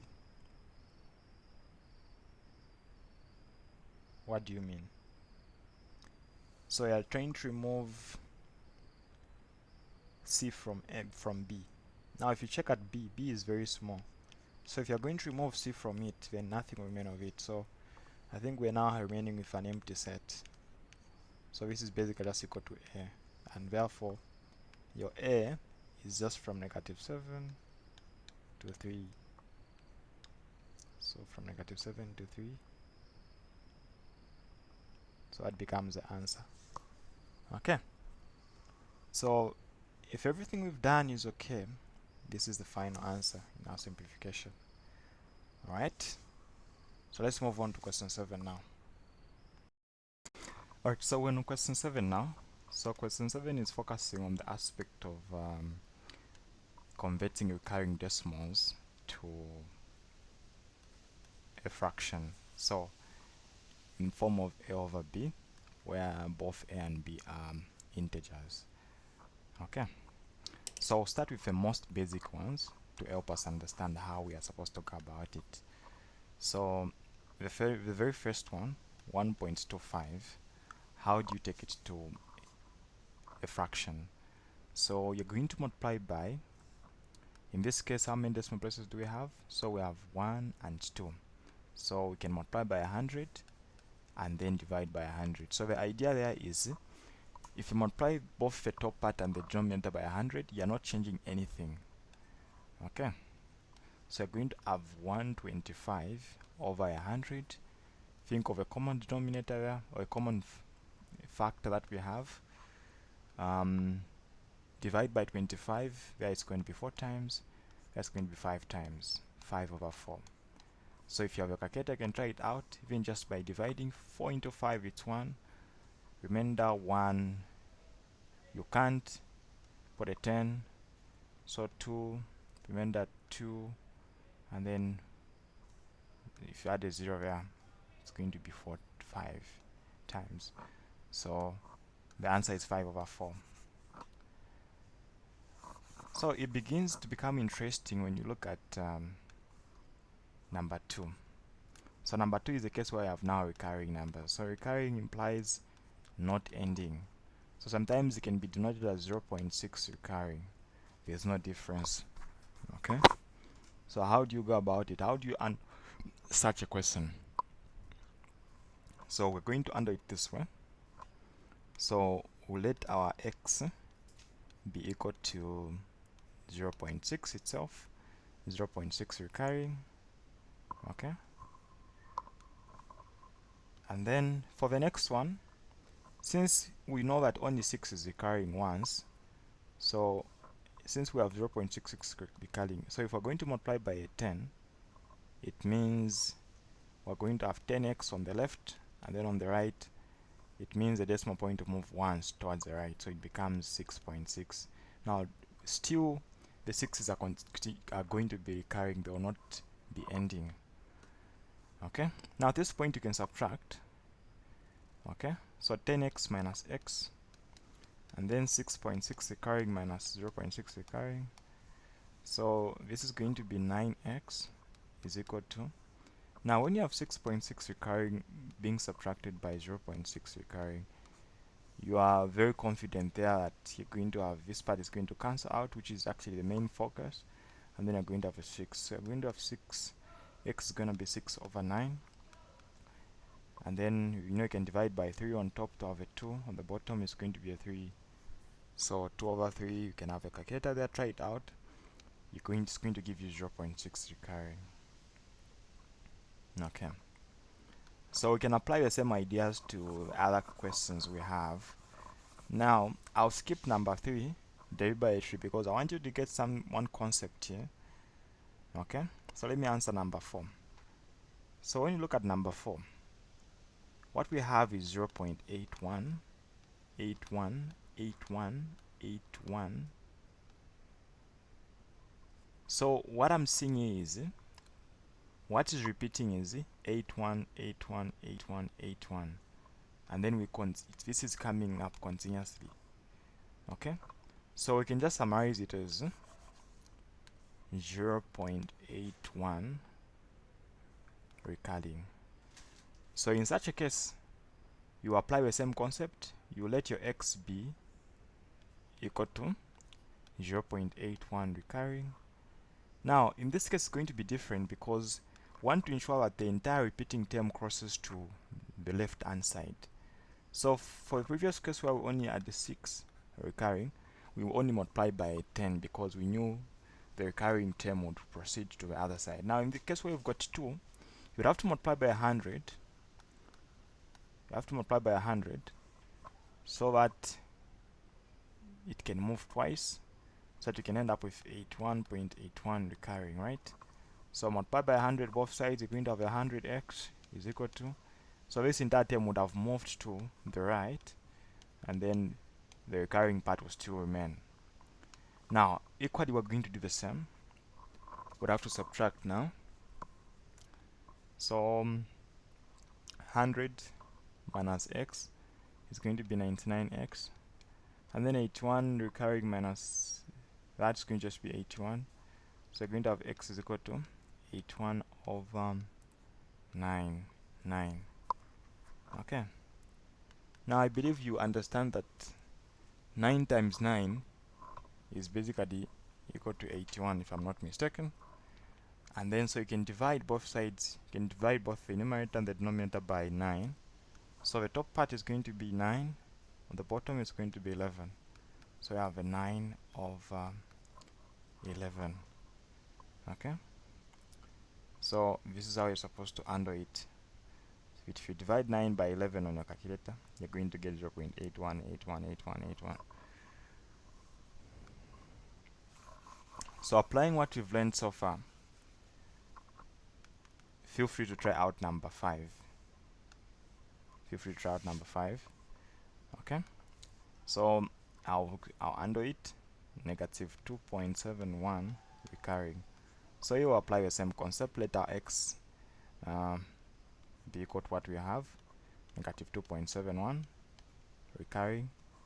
Okay. So the entire what you need to ensure is before you do anything, you have to ensure that the recurring part is only equal to. You have to ensure that the recurring part is the only part appearing on the right side of the decimal, right? So what you have here is we can move it by multiplying by 100. Since we only have two numbers recurring, we'd have to multiply by 100. So we're going to have 100x again being equal to, so we're going to have negative 271 and then 0.71 recurring. The basic idea is what that number is, the way it's coming out is coming out like this. So after multiplying by 100, the decimal point has moved there. So that's why we're saying 71 recurring. Now if you're going to subtract there, you're going to have 100 minus x is going to be 99x. Now on this side where we've got negatives, now we'd have to be very careful. So you have negative 271.71 recurring minus negative 2.71 recurring. So the recurring parts will subtract, and then you're going to have negative 271, right? Negative 271. Now the fact that you're going to be subtracting, the other one is going to end up as a positive. Okay. So essentially your answer becomes negative 269, right? Negative 269. So negative 269, we have to divide by 99.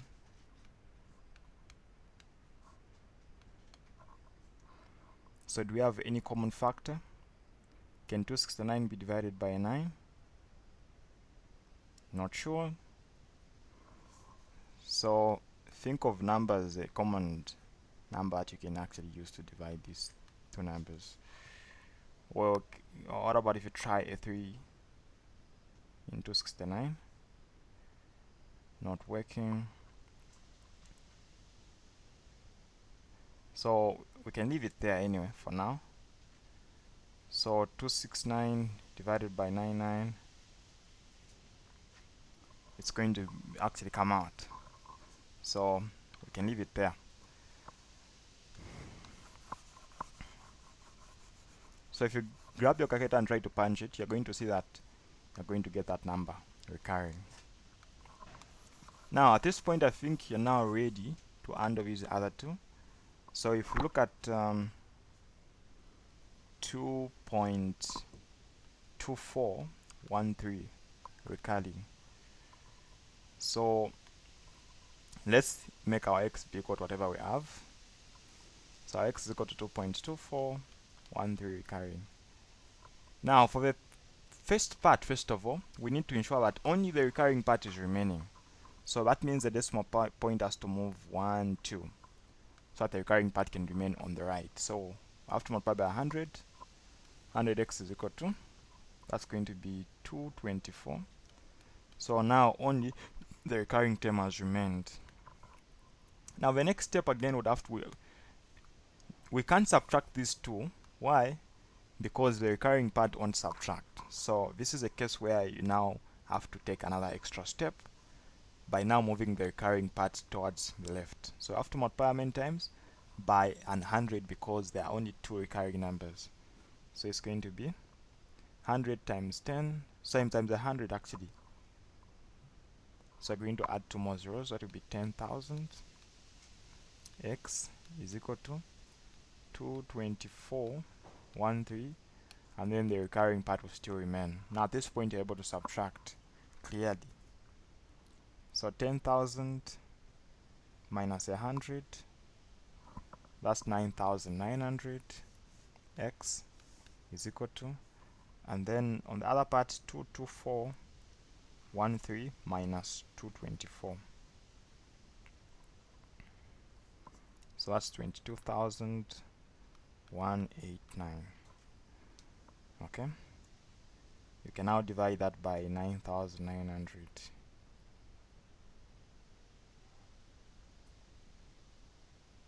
If you are going to divide, it's going to give you whatever we had on top. Now, our goal is to ensure that we reduce this to a simpler term. So try dividing by a 9. If a 9 is going to work, then it's going to be better. So 9 has refused. So for now, I'll leave it there. If you have a calculator, you can actually try it out in a better form. Try to use something to help you. Yeah, but what's important is that you've gotten the idea of the steps you need to make when it comes to conversions. So try to apply the same concept to the last one. So for the last one, we have 0.0321 recurring. So here we've got three numbers recurring. So if we're going to make our x be equal to that, you still notice that it's not only the recurring part that's appearing on the right hand side. So we still need to multiply. So this has to move once actually by 10x. So it's going to be 0.321. Decimal point has moved only once. Now the recurring part is the only part appearing on the right. So at this point, how many numbers are recurring? There are 3. So you can multiply by 1,000. So it's going to become 10,000. X is equal to, the 321 will move, and then it will still remain. Now here when you subtract 10,000 minus a 10, that's going to be what? 9990, right? Is equal to 321. So just divide.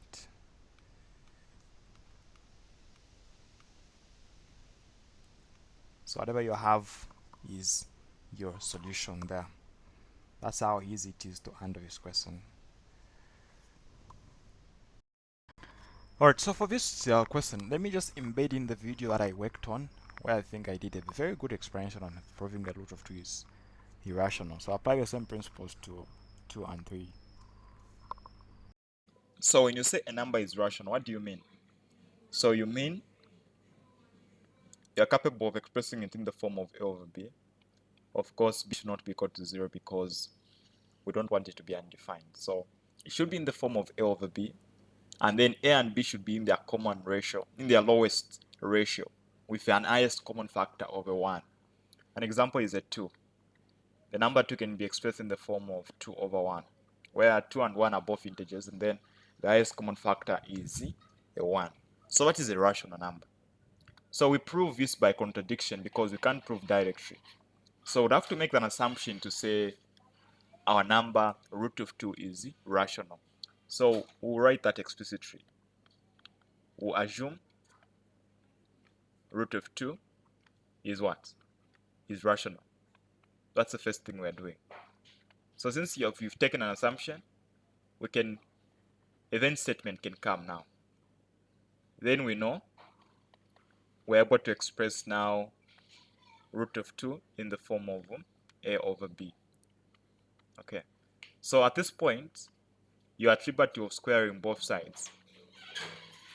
Okay? Because we want to do away with the square root. So we square both sides.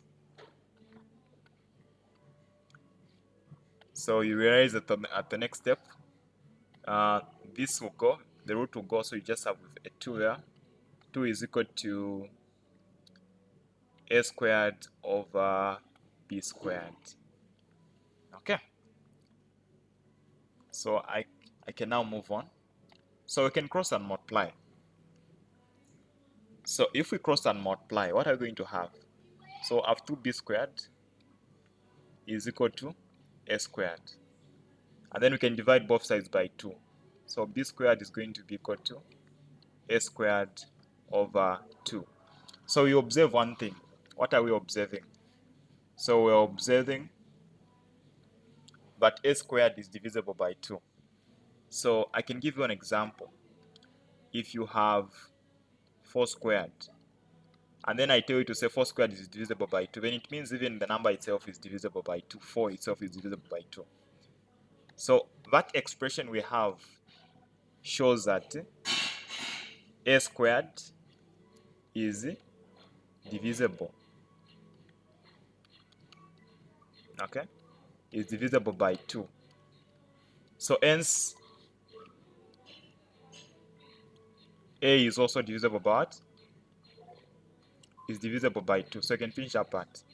So when a number is divisible by any number, so in this case 2, you're able to express it in form of a product of that number. So for example, if I know 4 is divisible by 2, I'm able to express 4 in terms of a product of a 2. I can say 2k, where k is equal to 2, which is exactly 2 times 2. So the same assumption is going to work at this point. So we know that a squared is divisible by 2. Now we are interested in a being divisible. A is divisible by 2. So we'll go back to our statement where we had b squared. I'll write my b squared. So I have b squared is equal to, now a is divisible by 2, so we can write it in the form of 2k. So 2k. Now it is what? Squared. Yeah. So specifically a is divisible by 2. So we'll say let a be equal to 2k. Okay. So we can even state that let a be equal to 2k, since we know that a is divisible by 2. Just like I demonstrated about 4. 4 can be expressed in the form of 2 times 2. Okay. So where there is a squared, we are going to put the 2k. And that's exactly what we've done. So over 2.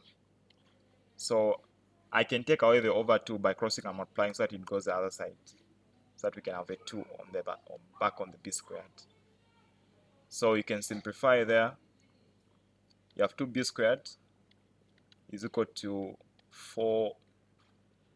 4k squared. Okay.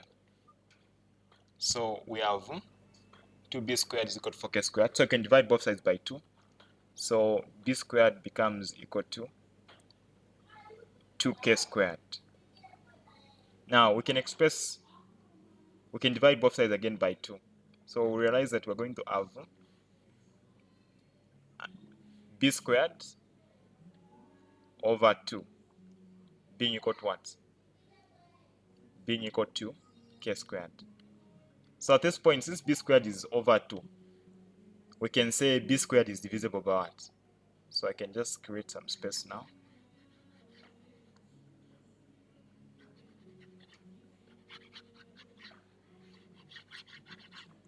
So we can say b squared is divisible by what?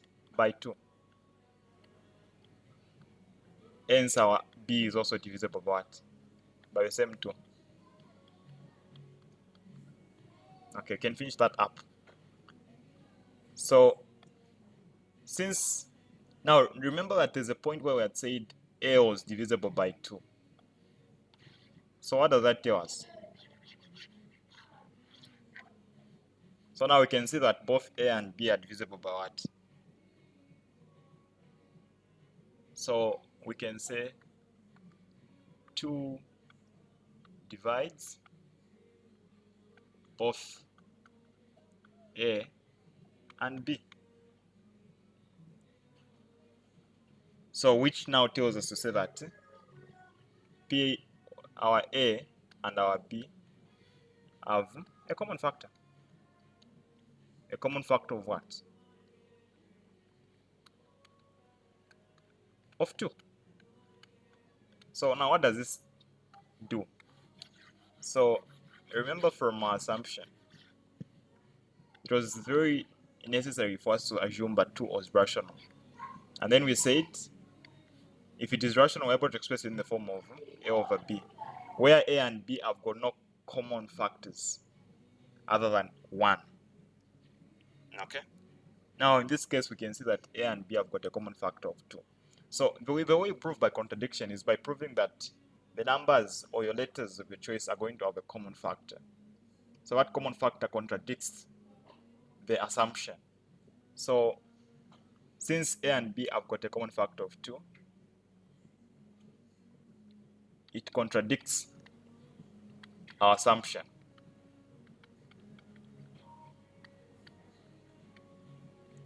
So since it contradicts our assumption, then it's not true. Then we can say that our root of 2 is what? Our root of 2 is not irrational, or we can just say is irrational. That's basically how you go about this. I took a bit of some time to help you understand the few steps that we get to consider whenever you're proving that the root of 2 is irrational. Okay, so we're now on this question. This question is just going to simplify whatever we have. So the very first part says root of 86 but root of 64. So these ones you can actually simplify. The root of 86 is a 6, root of 64 is 8, 8 plus 6 is 14. So we're done with the first one. Second one, 7 root of 3 plus root of 12. Okay, so maintain this. Now when you look at 12, 12 is a product of 4 and 3, right? So you can distribute the square root. You're going to have 7 root of 3. So you're going to have root of 4 multiplied by root of 3. 7 root of 3.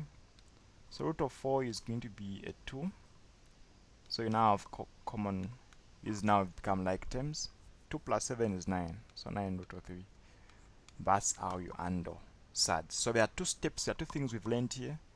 When you've got a number under a square root, you can actually express it in terms of its product, which we have, and then you can actually distribute the square root, which we have, and then simplify what you can, and then we can simplify root of 3. Okay, so these are what we call surds now. So we're now on the third one. Feel free to pause the video and try it out.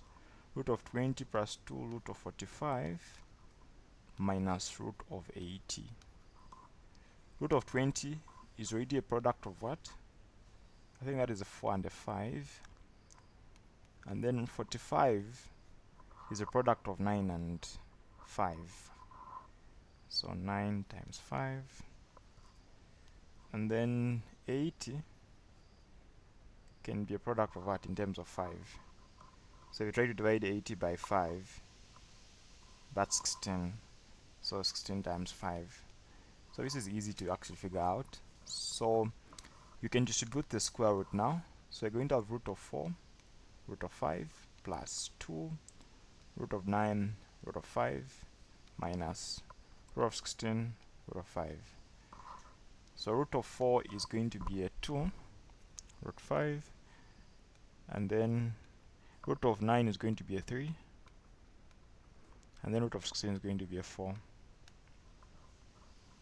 So this is why it's important to write things clearly, because I was almost thinking I wrote a 3 there, so that's a 5. So 2 root of 5 plus 6 root of 5 minus 4 root of 5. 2 plus 6 is 8 minus 4, that's a 4 root 5. We've simplified from that complex expression to something as simple as that.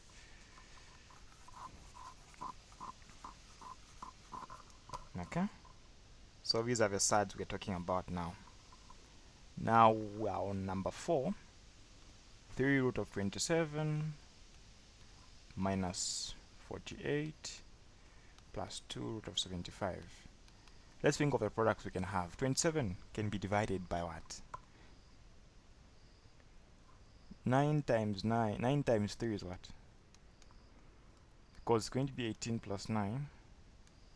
That's 27, right? 9 times 3. So 3,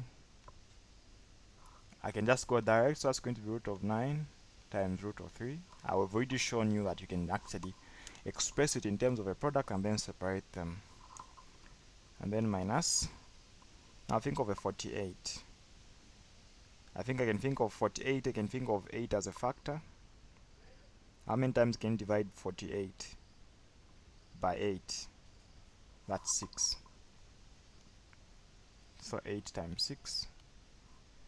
Now that one can't give us any form of factors, but we can go on and try to split it anyway. So 8 times 6, 8 can be expressed as 4 times 2. The 6 can be expressed as 3 times 2. So a 2 times 2 part can give us 4, so we can express that 4 times 4 times 3. Okay, so 4 times 4 can be expressed as 16. So I think 16 is a better option. So 16 times 3 is 48 plus 2. And then for 75, I can think of, I think 15 should be a factor, because I know 60 can be divided by 15 how many times? That's 4 times. Now if you add a 15, it's going to be 75, so it's like 5 times. So that's going to be 15 times 5. Now 15 times 5, 15, we don't have any factor here, so 15 times 5, 15 is the same as 5 times 3 times 5. 5 times 5 is 25, so I think this is better. So 25 times 3.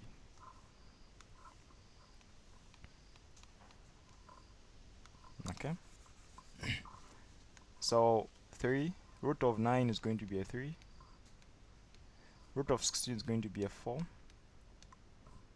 And then root of 25 is going to be a 5. Root of 3 will just remain root of 3. So we have 9 root of 3 minus 4 root of 3 plus 10 root of 3. 9 minus 4 is going to be a 5 plus a 10. That's going to be 9 minus 4, 5, 10, 15 root of 3.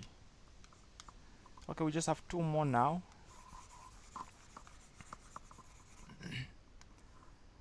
Root of 72 minus 8 root of 3 plus 3 root of 48. Can you think of any factor of 72? I think 2 itself is a very good factor. Divides 2, you know, in 70 divided by 2, I think that's going to give us 55. Now plus an extra 2, so that's 36. 36 times 2, 36 times 2 is 72. Okay, and then minus 8 root of 3, then plus 3 root of 48. 48 we already saw at 16 times 3. So root of 86 times 2. Root of 86 is 6, so 6 root of 2 minus 8 root of 3. 16 root of 16 is a 4 root of 3. So we're going to have 6 root of 2 minus 8 root of 3 plus 12 root of 3. 6 root of 2. 8, negative 8 plus 12, that is like 12 minus 8, that's a 4. Okay, you can't simplify it beyond that point. Root of 2 and root of 3 are not like terms. And then finally the last one. Feel free to pause the video and try it out. So 3 root of 28 divided by 2 root of 175. Okay. 28. 28 can be divided by 14, right? I think that's going to be like 7 times 4. So 28 is the same as 7 times 4 times. And then 175. Can you think of any factor of 175? If you can think of 25, try 25. 25 into 100 is 4 times. 25 into 75, that should be 3 times. So that means if you try 25 times 7, it's going to give you that. So you have 3. So I'm going to have on top root of 7. In fact, I can just go by 7 times 4. I can just express it in terms of 4 times 7. So the root of 4 is a 2, and then root of 7. On the bottom, you have 2. Root of 25 is a 5, and then root of 7. Root of 7 can actually just divide. 3 times 2 is 6. 2 times 5 is 10. I think in other terms we can just divide this as well. I can see 2 is common there. So 3 over 5. So that's how you handle surds, and we are done.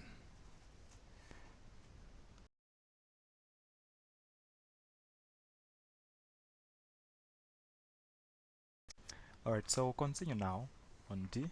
So here we're going to rationalize the denominator. Okay, so starting with the very first one, for 1 we have 3 over root 5. So the denominator, of course, you understand this, the part of the fraction, which is like down, right? And then by rationalizing, you mean you don't want to have a surd or a square root there, okay? Because the definition of a rational number is it's a number you're able to express in the form of a over b. So these surds, the root of 5, they are not rationals. So you want to rationalize by dealing away with that. Okay. So what we usually do is we multiply by what we call the conjugate. Now in a case where you have such an expression, just multiply by the root of the denominator itself. So root of 5, that's going to give us on top it will be 3 root 5. On the bottom, root of 5 by root of 5 is going to give us a 5. The idea is if you have 5 raised to the power half, multiply by 5 raised to the power half, maintain the base, add the powers, it will be a 1. So in other terms, we understand that the square root is the same as the power half. So that's why it is just 5. Yeah. So if you look at this expression, what we have in this case is our denominator is now rationalized because you're able to express 5 in the form of a over b. Okay. So we can move to part 2. So for part 2 we have 2 over 3 minus root 3. So this is a case where we multiply by what you call the conjugate.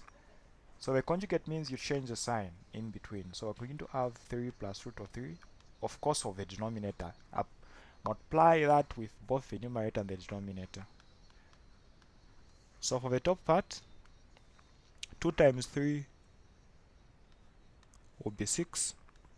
2 times root of 3 would just be 2 root of 3. Now on the denominator, I'll do everything and then I'll show you what basically happens. 3 multiplied by that part, to be 3 times 3 will be 9 plus 3 root 3. And then if we get this part now, negative root of 3 multiply that term. So we're going to get a 3 root 3 and then a minus 3, because root of 3 by root of 3, it's going to just be a 3. I already explained what happened there. So therefore, you can clearly see that this in between is going to subtract. So every time you're multiplying a surd, we'll see this even under complex numbers, by its conjugate, just multiply the like parts, which is 3 times 3, a 9, and that times that, negative 3, because this will always be cancelling out. Okay, I just need to show you for the very first one, and then the others I won't be showing that because it's not necessary. So we're going to remain with 9 minus 3, which is going to give us a 6, and then you can actually divide by 6.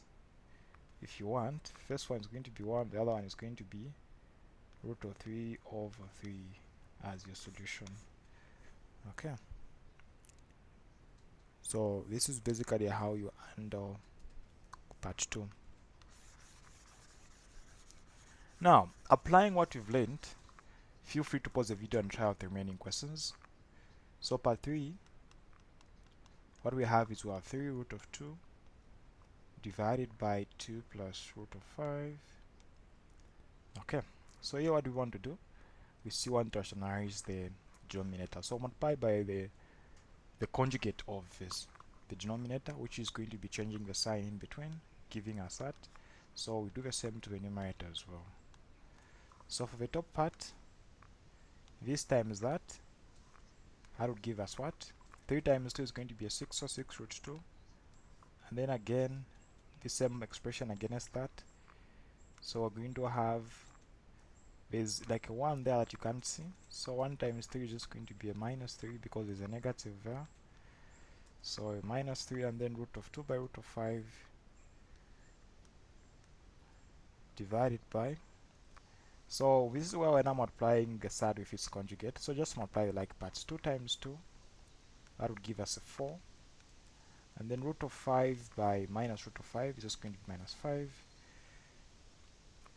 You end up with 6 root of 2 and then minus 3 root of 10, that is 2 times 5, over, so we're going to have a negative 1 on the bottom. So negative 1, we can divide the entire expression by negative 1. So you can just end up with a positive 3 root of 10 minus 6 root of 2. Okay, so we've rationalized the denominator. So the same concepts will continue to apply as we proceed. On number 4, we have root of 3 minus root of 7 over root of 3 plus root of 7. This is going to be equal to, so we have to multiply by the conjugate of the denominator because we want to rationalize the denominator. So we're going to have root of 3, can change the sign in between. We do the same to the numerator. So root of 3 times root of 3, so just multiply this part to that part. So root of 3 by root of 3 is going to be 3.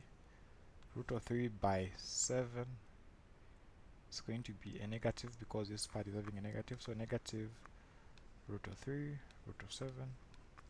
And then this part times this, again it will be root of 3, root of 7. And then this part times that will be positive 7 over.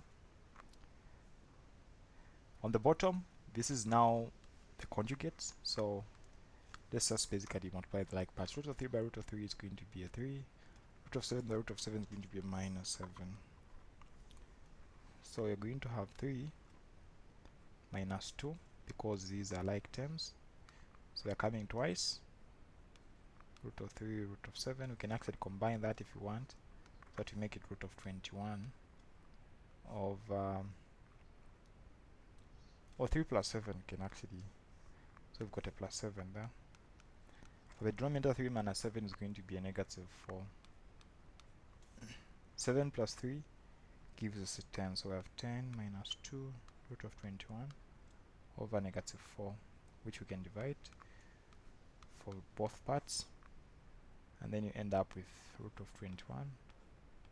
So that is over 2, and then minus. So the 2 there it's 1, 2 there it's like 2, and then 2 there it's 5, 2 there it's 2. So you're going to have negative 5 over 2, which you can actually combine if you want. So we can see the denominator is just a 2, so we've rationalized the denominator. And then we are now on number 5. So x minus y divided by root of x minus root of y.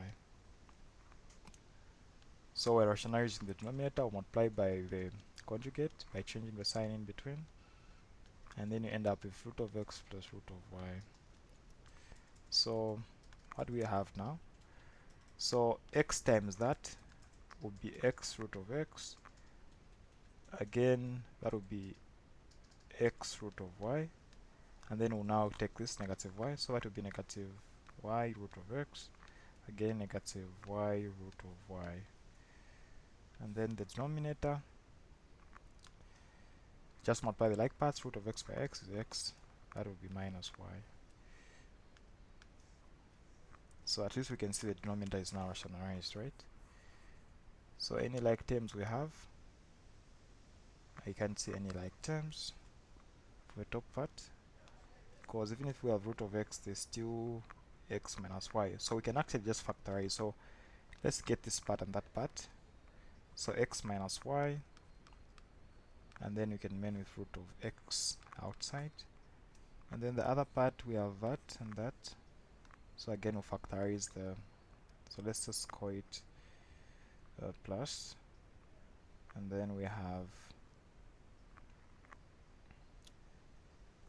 x minus y root of y over, we have x minus y. Okay, can you simplify it beyond this point? So for the top part, if you want, you can factorize the x minus y, and then we can remain with root of x plus root of y. So if we were to multiply, we're going to get back whatever we have. Then the denominator, we have x minus y as well. So I think this can divide. And then at the end of it, all we're just going to be with root of x plus root of y. I don't know how true that is, but that's where we've ended up finding ourselves. Yeah.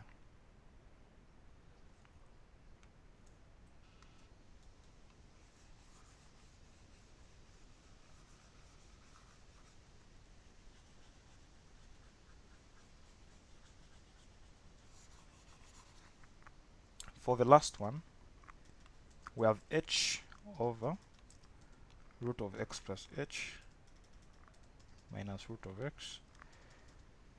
This is h, so equally we change the sign in between, so it becomes positive root of x. We'll do the same for the top part. So after we multiply, we're going to have for the top part h, and then we have root of x plus h plus root of x. For the bottom, this part times that part will be x plus h, and this part times that part will be minus x.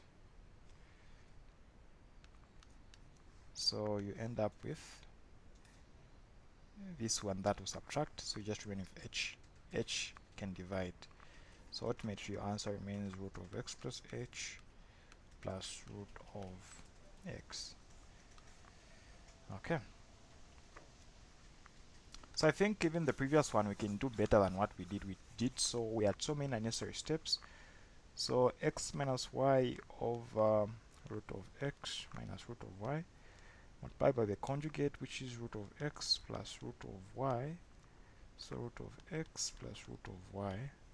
So let's not try to change anything about the top part. Let's leave it x minus y multiplied by root of x plus root of y, and then x times x. So root of x by root of x will be x, and then that will be minus y. So this can just divide again, and then you remain with root of, I think we did repetition, right? Okay.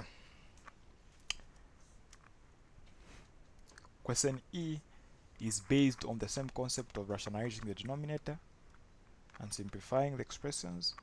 So we only have 3 here. So 4 over root 2 plus root of 8. So let's rationalize the denominator. So we only have that part, so I have to multiply by root of 2.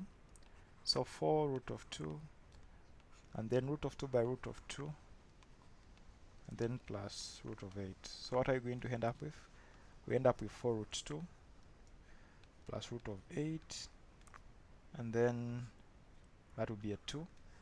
So 2 there it's a 1, 2 there it's going to be a 2. So we have 2 root of 2 plus. Now root of 8 can be expressed as a product of 2 and 4. So that will be root of 2 times 4, which we can separate as root 2, root 4. Now root 4 we know it's going to be a 2. Root of 4 is going to be a 2. So let me just show that maybe. So we're going to have 2 root 2 plus square root of 4 is a 2. So 2 root 2. And then we end up with 4 root of 2. So we've simplified, we've rationalized the denominator for the first one, and then we've simplified it. Pause the video and apply the same concept to this one. So equally we have 8 over 3 plus root of 5. We can rationalize the denominator by multiplying by the conjugate of the denominator, and then plus root of 45. So for the top part, we're going to have 8 times 3 is 24. 8 times that is going to be 8 root of 5. Denominator 3 times 3 is 9.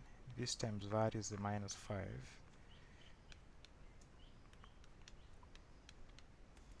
So 24, 9 minus 5 is a 4.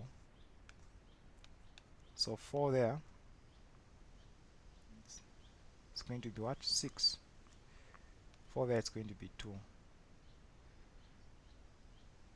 So we're going to have, wait. We've got a 4 here. 4 there, it's 1. 4 there, it's 6. 4 there is 2. So I have 6 minus 2 root of 5. Yeah. And then plus root of 45 it is. Okay, so root of 45 is can be expressed as a product of 9 and 5. So that will be root of 9 root of 5.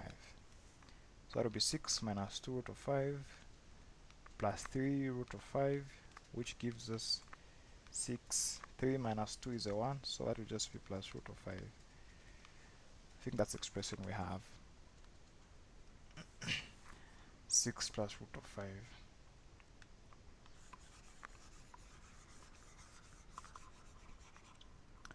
Now on the third part, we have root of 3 minus root of 7 over root of 3 plus root of 7 plus root of 21. So all the same, we have to multiply by the conjugate. So the conjugate of the denominator in this case becomes root of 3 minus root of 7, root of 3 minus root of 7, and then plus the root of 21 there. For the top part, this times that will be 3. This times that will come twice. So I think you saw that from the previous question, because this times this and this times that is the same. So it's going to be twice. So it's going to be minus 2 root of 7 root of 3, and then minus 7 over root of 3 by root of 3 is 3 plus minus 7 plus root of 21. So we have 3, and then you have minus 2 root of 21. 3 times 7 times 3 is 21. So minus 7. 3 minus 7 is the minus 4 again, plus root of 21. Can you think of any way that we can simplify this? Divide by the minus 4. The first part is going to be minus 3 over 4. Second part is going to be positive 2 over 4, which is just going to be half. So root of 21 over 2. And then minus, so it's going to become positive 7 over 4 plus root of 21.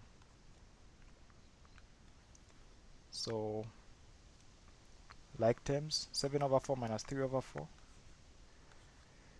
7 minus 3 is going to be 4, so 4 over 4, and then you have root of 21 over 2 plus root of 21, which would give us what? So that would be a 1, first of all, 1 plus, so common denominator 2, so we have root of 21 plus 2 root of 21 over 2, so that's a 1 plus 3 root of 21 over 2. So this is the answer. We've simplified all these. Alright, so look at a few set of questions that are falling under complex numbers, and I think just know that I squared is equal to negative 1.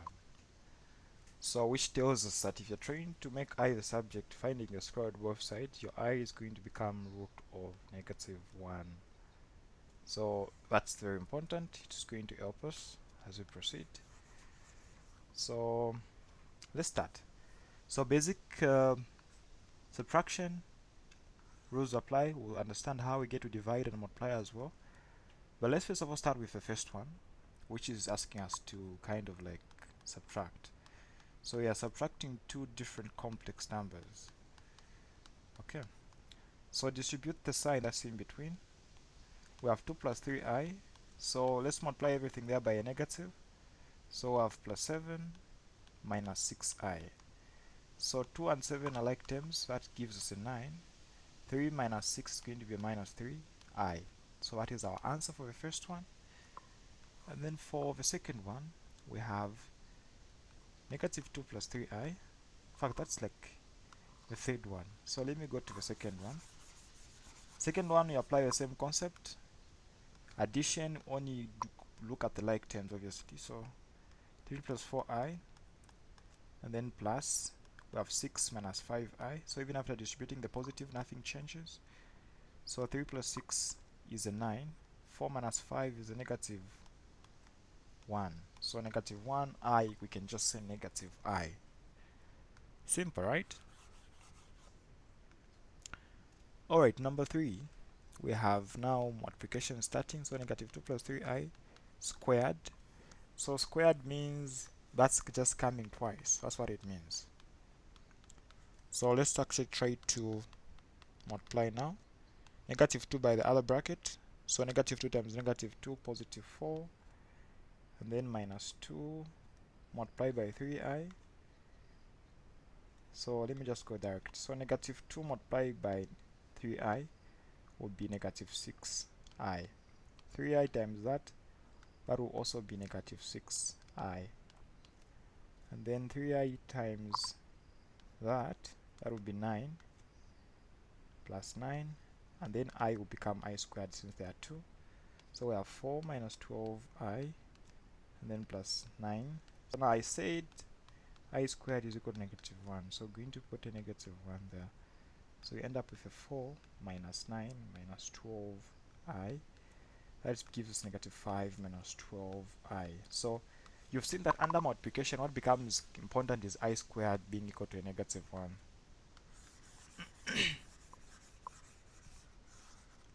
Let's proceed and look at number 4 now. Still dealing with multiplication. Here we have 2 plus I multiplied by negative 1 plus 2i, and then 4 minus 3i. So we can only do it 2 by 2. So let's start with the first part. So I'll start with 2. 2 times whatever is in the other bracket. So 2 times negative 1, so that will be negative 2 plus 4i. And then we can now move to I and multiply whatever is in the other bracket.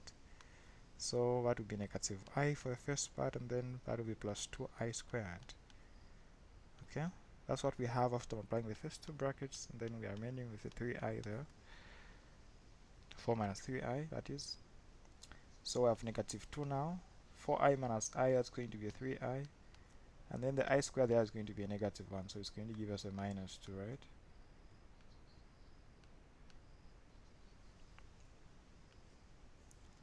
So that will be now 4 minus 3i. So that will give us negative 4 plus 3i. And then 4 minus 3i. At this point you can do the needful. Negative 4 times 4 is negative 16. Negative 4 times 3 is going to be a positive 12i. 3i times 4 is going to be a positive 12i as well. And then that's going to be a minus 9i squared. So we have negative 16 plus 24i. And then that's going to be a negative, which will now give us a positive 9. 9 minus 16 is what? Negative 7, right? So we've dealt with subtraction and additions which are the same, multiplication, now division. So whenever you're dividing complex numbers, just like Surds, we can apply the concept of like rationalizing, but instead what we call it is we are multiplying by the conjugate. Whenever you're dividing, multiply by the conjugate. So change the sign in between. So for the first one, so the conjugate is going to be 1 plus 2i. Do the same to the numerator. So 2 times 1 is going to be a 2 times the other part, 4i, negative 3i by 1, negative 3i by 2i, that's going to be minus 6i squared over, so equal here for multiplications with a conjugate, just multiply the like parts, the real parts together and the imaginary parts together. So 1 times 1 is a 1, and then negative 2 by positive 2 is a minus 4, and then it will become I squared. So for the top part we're going to have 2, 4 minus 3 is going to be a 1, so it's just going to be like a I, an I, and then I squared is a negative 1, by the negative 6 it becomes positive 6, over, this is also a negative 1, by the negative 4 it becomes a positive, so 1 plus 4, and then you have, don't forget, so 2 plus 6 is 8, plus I over 5. So we've obviously simplified. Now we need to take it in the form of a plus abi. So it's going to be 8 over 5 and then plus I over 5, which we can actually ideally just say 1 over 5 and then I. Then for the last one, we're applying concepts of multiplication and division. So I have negative 2 plus 3i and then all squared divided by 1 plus 2i. So let's start first of all with multiplication. So negative 2 plus 3i. The fact that it's squared means it's coming twice. So what are we going to have? So we're going to have 4. Negative 2 times 3i is going to be a minus 6i. And then that would be again minus 6i. And then that would be 9i squared over 1 plus 2i.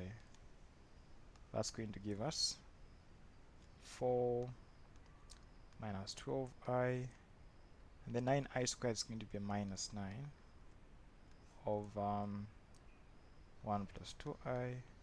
4 minus 9 is going to be a negative 5 minus 12i over 1 plus 2i.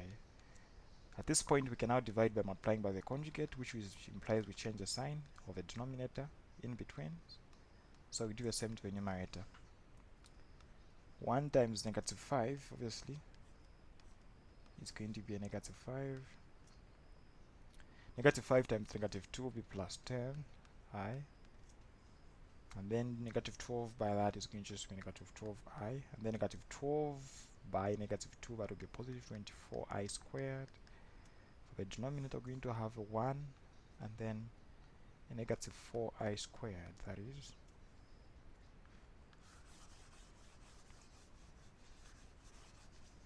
So at this point we have negative 5 minus 2i minus 24 over 1 plus 4. So I have negative 29 minus 2i over 5, negative 29 over 5, negative 2 over 5i. So that's it for 8a. B, we're still now applying the concepts of knowing that I squared is equal to -1. Don't forget that. So for the first one, we have I to the power 11. So we have to put it in as a product of I times an even power, right? So that is I times I to the power 10. Okay. So now why that? Because I know the one that's an even power, I can express it in terms of I to the power 2. So the I to the power 10 is the same as I to the power 2. Now raise to the power 5. 5 times 2 is a 10. So now we know that I squared is a -1, so we'll substitute. Now the fact that we are raising it to an odd power, it means it's going to give us a -1. So we're going to end up with -I as our answer for the very first one. Okay. If you raise the negative number to an even power, let's say 4, it gives you a +1. Try that on your calculator. You can even actually try it by in practice. You see 1 1. Okay. Let's try to look at another one. The second one is I to the power 61, which we can also say that's I times I to the power 60.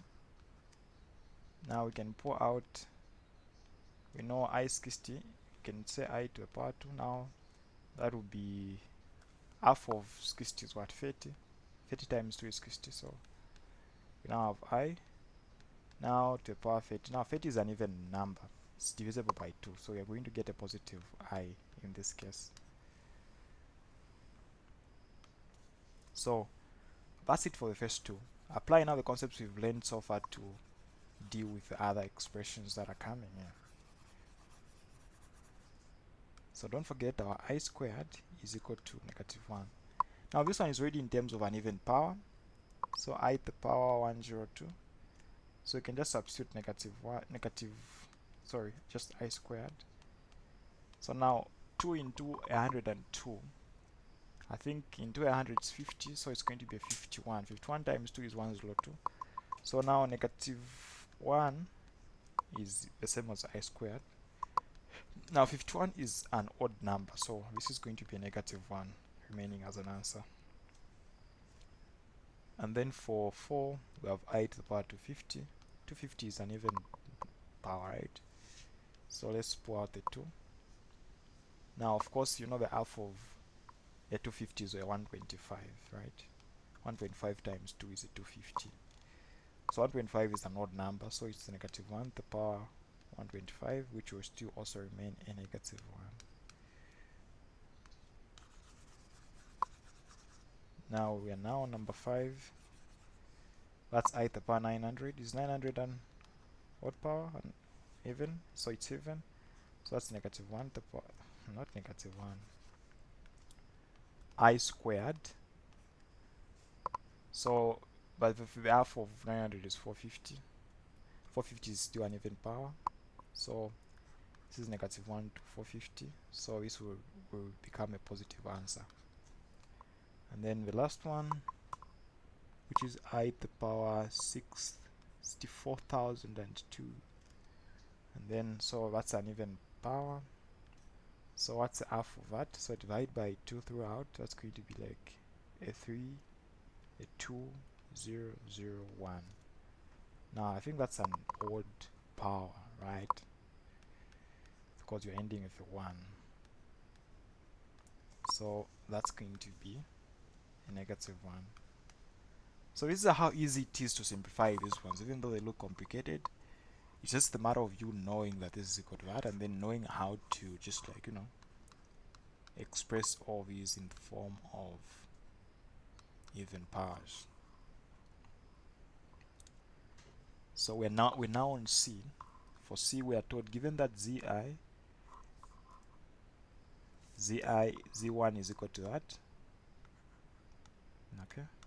3 minus 2i, and then Z2 is equal to -1 plus I, Z3 is equal to 3 plus 2i. For the first one, we have to find 2z1 minus 5z3 over. So whenever you see a bar on any letter, just know that they're asking for the conjugate.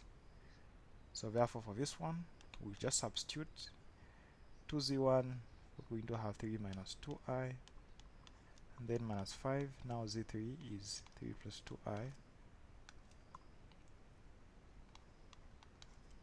divided by the conjugate of z3, so that's going to be 3 minus 2i. So what we have, so we have 6 minus 4i minus 15 minus 10i over 3 minus 2i, and then for the top part, 6 minus 15 is going to be what? 6 minus 15, that's the difference of a 9, that's going to be negative 9. Negative 9 minus 14i over 3 minus 2i. So I can take this back now to top part. So at the point we had negative 9 minus 14i over 3 minus 2i. At this point we can multiply by the conjugate of the denominator because they want us to express it in the form of a plus bi. So that would be, the conjugate is 3 plus 2i, that's us changing the sign in between. So we end up with negative 9 times 3, that's negative 27. Negative 9 times 2, that's going to be a minus 18i. Negative 14 times 3, that's a 42. So minus 42, negative 42i. And then 14 times 2 is a minus 28. That will be I squared over 3 times 3 is a 9. That's a minus 4i squared. So it's 3 times 3, negative 2i times 2i. So like terms. So we have negative 27. 18 plus 42, add the 8 to the 2 to give us a 1050, so that's going to be a 60. So minus 60 I, and then that will be plus 28 because I squared is a negative 1 over 9 plus 4 because I squared is equal to a negative 1. 28 minus 27 is a 1 minus 60i over 9 plus 4 is a 13, right? So we have 1 over 13 minus 60i. So if all our calculations are okay, then this is where we should end in terms of our simplification. I think one thing that is important to understand is every time you're given this kind of expression, just substitute. Know that when there's a bar on a complex number, it means you're dealing with a conjugate. And then when you want to express it in the form of a plus abi, make sure you multiply by the conjugate as we did from that step. So applying the principles we've talked about now, try to answer the last two. So for the second one, we have z2 like that with a bar, so that's a conjugate, and then over z3. So the conjugate of z2 is going to be negative 1 minus I, and then z1 is 3 minus 2i over z3, which is just 3 plus 2i. Now obviously at the end of it all, we're going to end up multiplying by what we call a conjugate, right? But let's try to simplify what we have. Negative 1 by negative 3 is negative 3. That will be plus 2i, negative 3i, plus 2i squared over 3 plus 2i.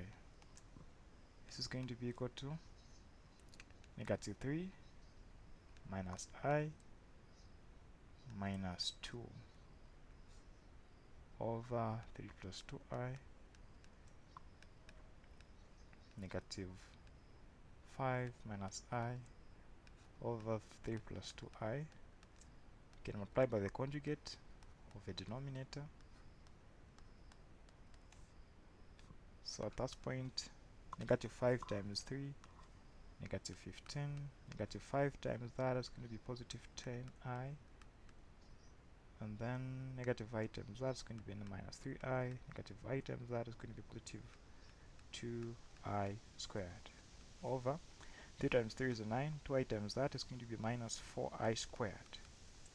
So we end up with negative 15 plus 7I minus 2 over 9 plus 4.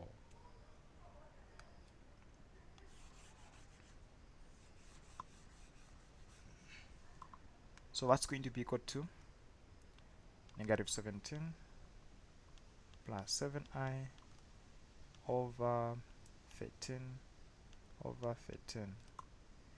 So I think that's it for that one as well.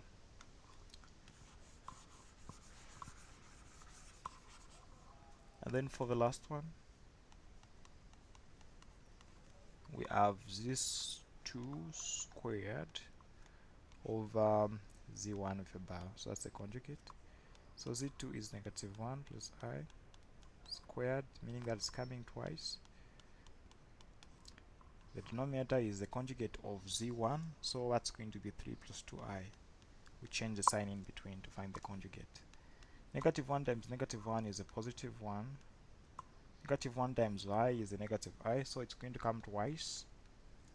And then I times I is going to be I squared over 3 plus 2I.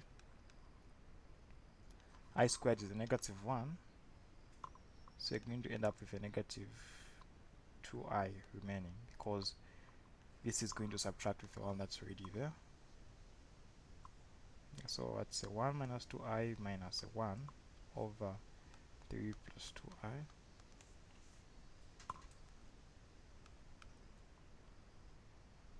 So negative 2I over 3 plus 2I. Multiply by the conjugate, 3 minus 2I, 3 minus 2I. The top part, you're going to get a negative 6I plus a 4I squared over 9 minus 4I squared.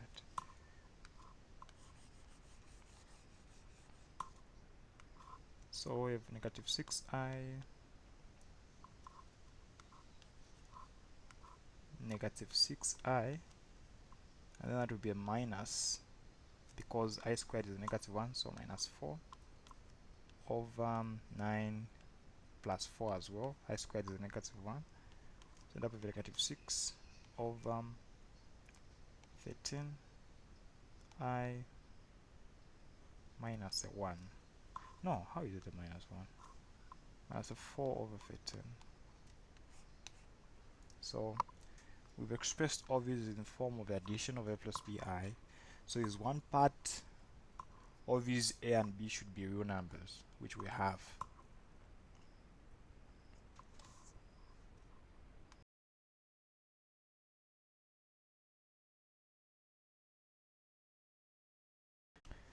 Okay, so continuation of our complex numbers. So D, here we have now a case where we're asked to solve equations. Okay, so part 1, we have x plus 6 plus 2yi is equal to 6 minus 5i.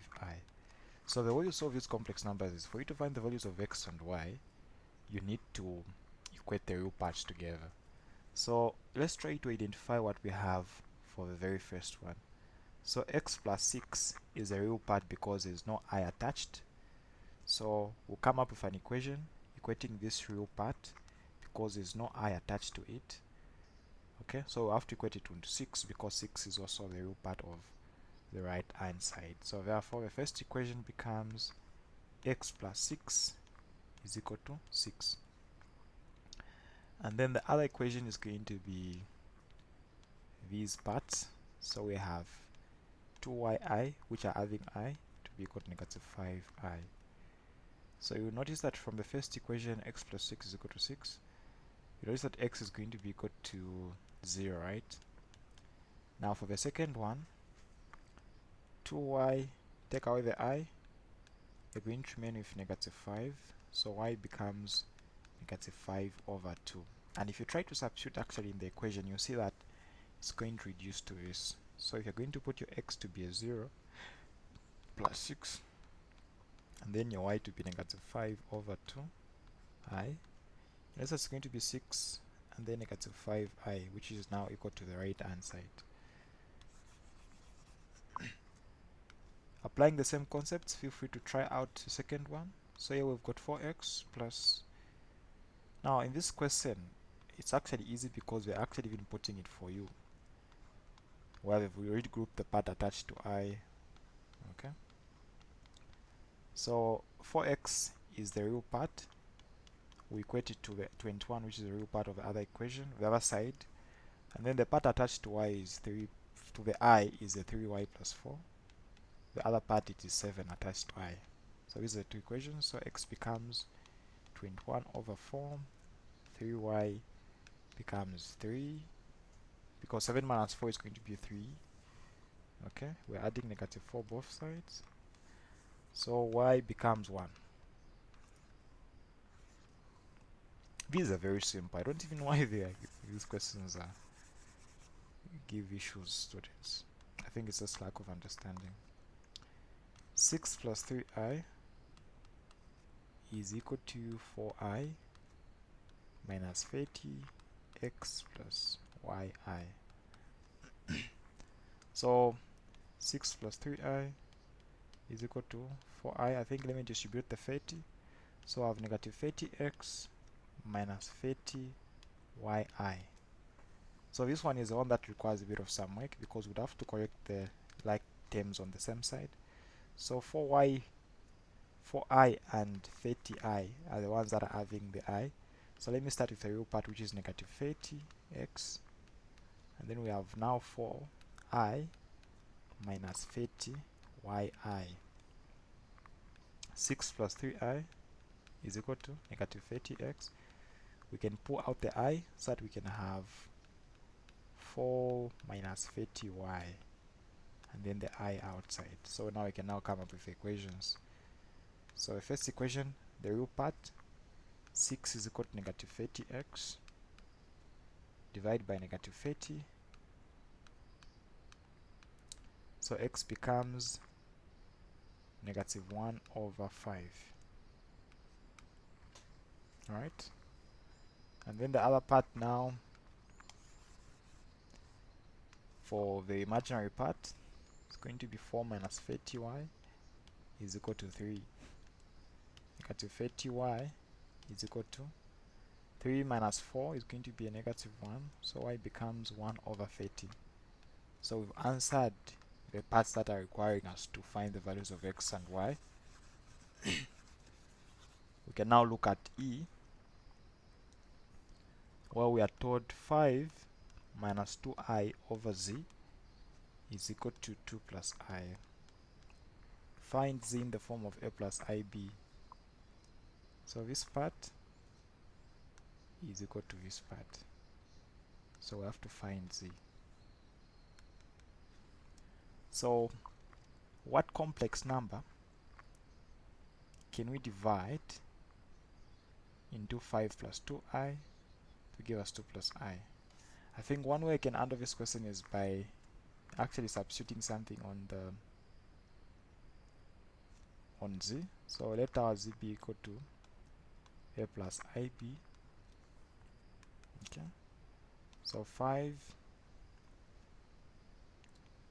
minus 2i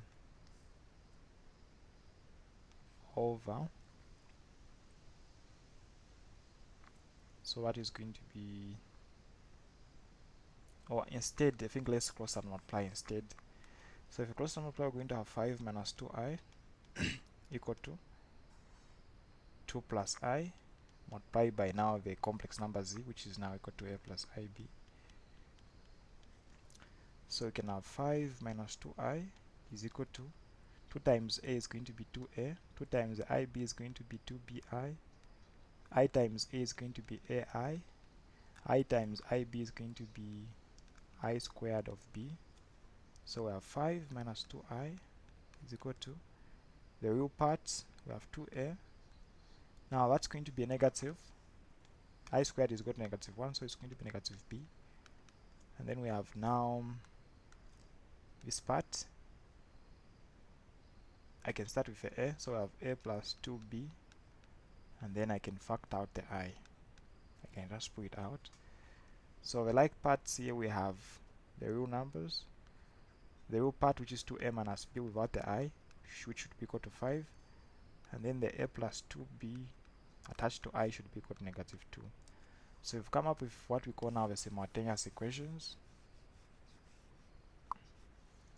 So I can easily make a the subject, so a becomes negative 2 minus 2b. You can substitute in that equation where there is a, negative 2 minus 2b, and then minus b is equal to 5. We have negative 4, negative 4b minus b is equal to 5, negative 5b. 4 goes the other side, it becomes a 9. So b becomes negative 9 over 5. And then your a obviously is going to be dependent on negative 2 minus 2. Our b is negative 9 over 5. And then you have negative 2 plus 18 over 5. 5 times negative 2, that's negative 10, plus 18, it's going to be 8 over 5. So according to what we found so far, if all our calculations are okay, our two answers are A, 8 over 5, B, negative 9 over 5. So to find our z is 8 over 5 minus 9 over 5i. So is it true that if you're going to divide that, you're going to get I? So pause the video and try it out and confirm, give us a comment if that really is going to be after dividing that. Obviously what the way you're going to handle it is by having 5 minus 2i over 8 over 5 minus 9 over 5i. So multiply by the conjugate both the numerator and the denominator. So the question is it going to give us that? That's the most important question. Alright, so let's now look at the part concerned with the binary operations. So we have to determine whether each of the following is a binary operation on the set of integers. So what really is a binary operation? So a binary operation, I will try to explain it using this set. Let's say we have 0 and 1. Let's say they ask you the question to say, is addition a binary operation on that set? So the most important question that you need to know is, or the most important part or concept that you need to understand under binary operations is that an expression is only a binary operation if all the results that you can have are going to be within that given set. So if you talk about addition, are there any possibilities of you adding numbers that are going to break the rule here? So let's try out. So if we're going to talk about addition as a binary operation, obviously what we have is a star b, and then we are told that it's a plus b. So is this a binary operation on this set? Is it that all the results that we're going to perform are going to be within the set? So obviously here we just have 0 and 1. 0 plus 1 is just going to be a 1. 1 itself is within the set. So the fact that all the results, all the possible additions or combinations are going to be within the set qualifies it to be a binary operation. Okay? Well, you notice that multiplication in this case may not be a binary operation because you can't divide 1 by 0, right? Okay? In fact, not multiplication exactly, but division is not a binary operation. But multiplication is 0 times 1 is a 0 within the set. Okay? You can look at other questions like 0, 1, and 2. Here you see that addition is not a binary operation in that 1 plus 2 gives us a 3, which is not within the set. Now, if we look at what we have here, we are told on a set of integers. What are integers? Integers are negative and positive counting numbers. I think that's the simplest definition I can give, which may not be mathematically correct. So we have 0, 1, 2, 3, and then negative 1, negative 2. So we don't have decimals here. We don't have fractions. Fractions, decimals, complex numbers, they are not integers. Integers are just these or numbers. Now including their negatives. I think that's what I can say. Natural numbers including their negatives, including 0, they are integers. So is it true that if you look at an expression like the first one, whatever numbers you're going to put as a and b, you are still going to get an integer? That's in short rephrasing the question we have at hand.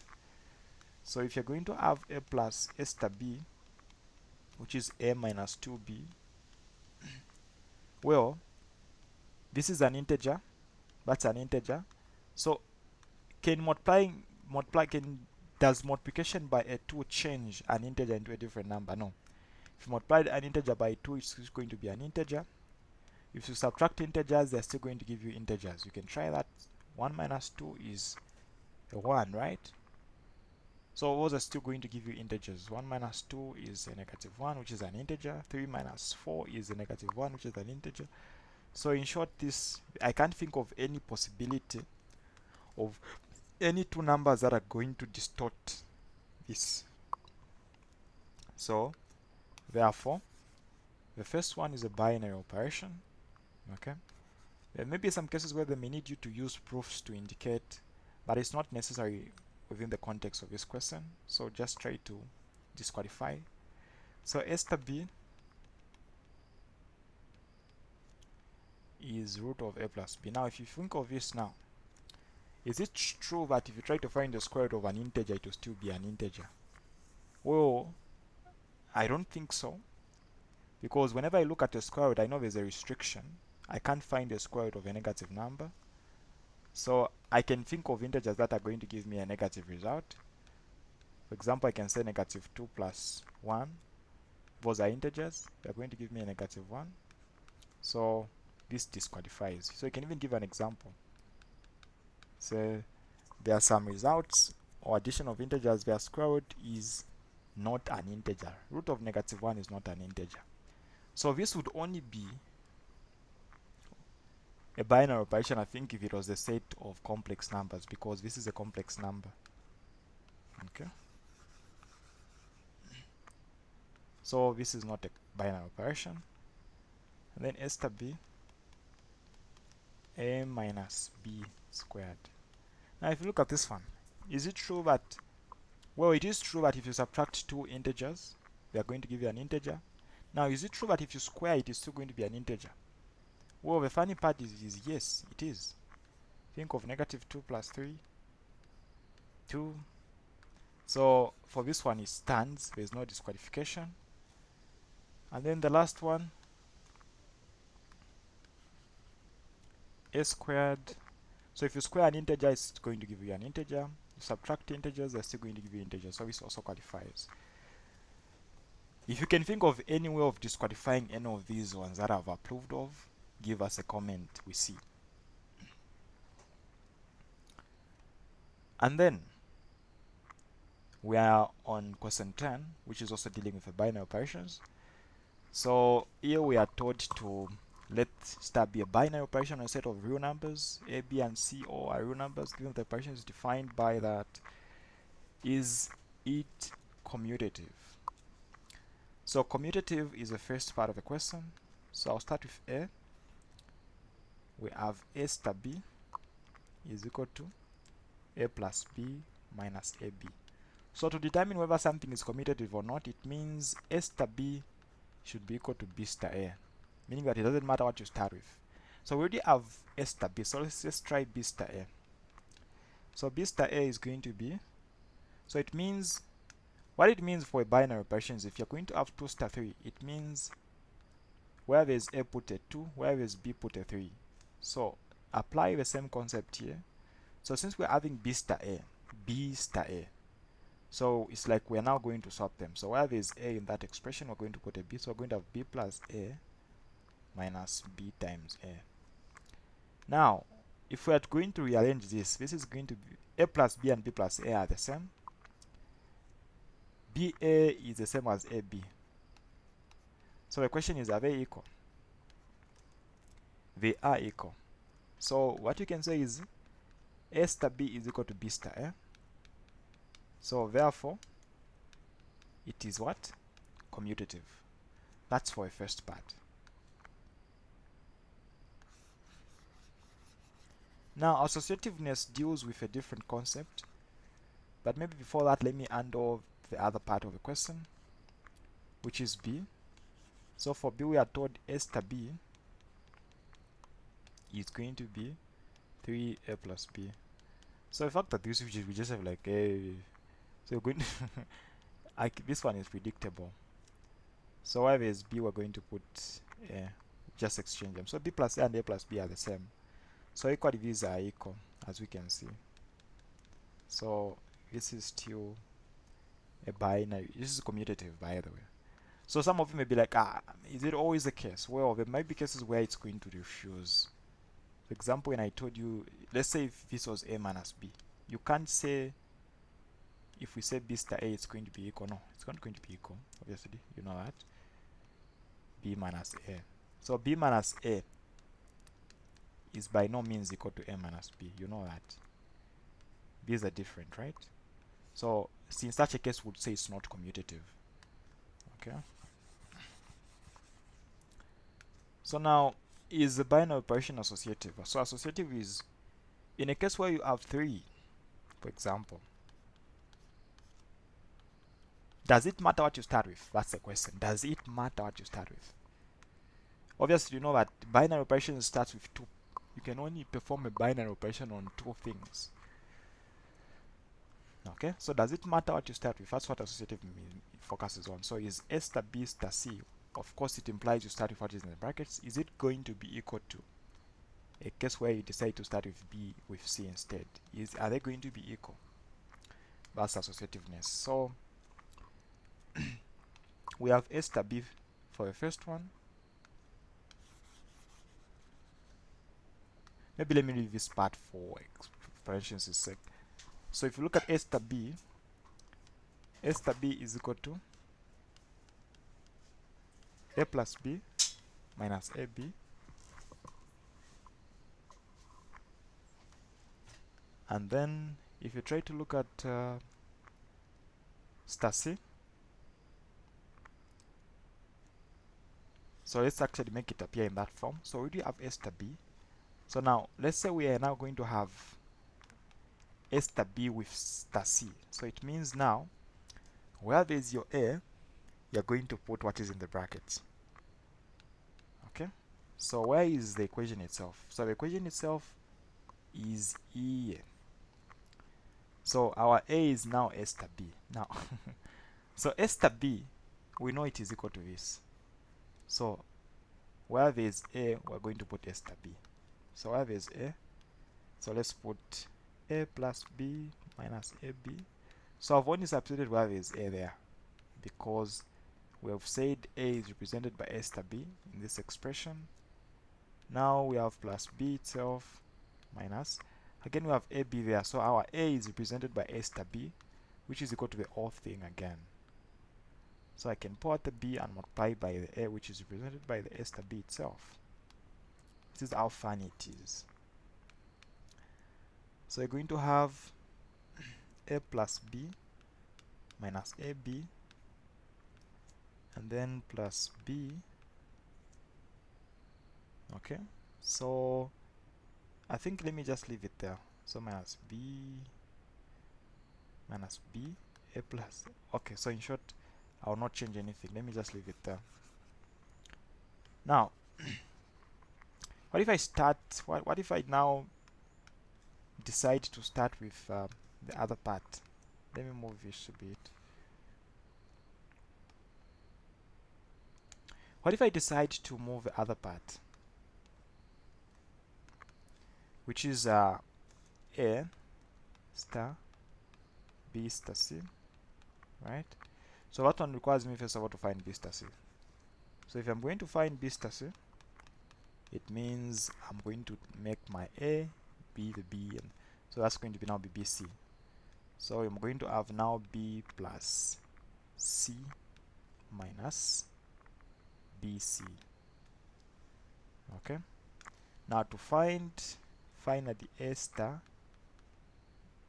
B star C, it now means in this case what's happening is where there is A, we're going to have A is maintained, and then where there is B, we're going to put B star C. So where there is A, let's maintain. Now where there is B, we'll put B star C, which is equal to this. So that would be B plus C minus BC, and then we can now go back to minus A. A will be the same. Now B again is equal to B plus C minus BC. So the question at hand is what we have the same? Do they appear to be the same? Check. Here we have A plus B, we have A plus B. Here we have minus AB, we have minus BC, which are already contradicting. And then here we have, what do we have here? Okay, let's try to expand them. We see what's going to happen. Let's try to expand them instead. So here we have A plus B minus AB plus B. So if you distribute the B there, you're going to have minus AB minus B squared, then minus AB squared. So it's going to be positive actually, plus B squared, right?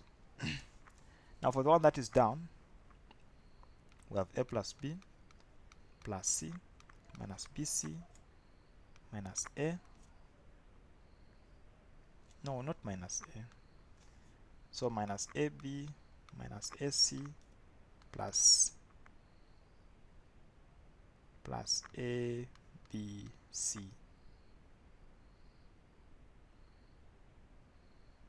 I think there's one thing that we didn't do for the other one.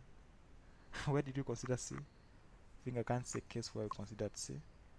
I think all we did was, I think there was a mistake on the previous one, because instead of putting C instead where there's, because we said this and C, but instead I think we had put a B. So where there's, I think this part was supposed to be a C, equally that part is supposed to be a C. Okay, so C and then C because of the B and the B.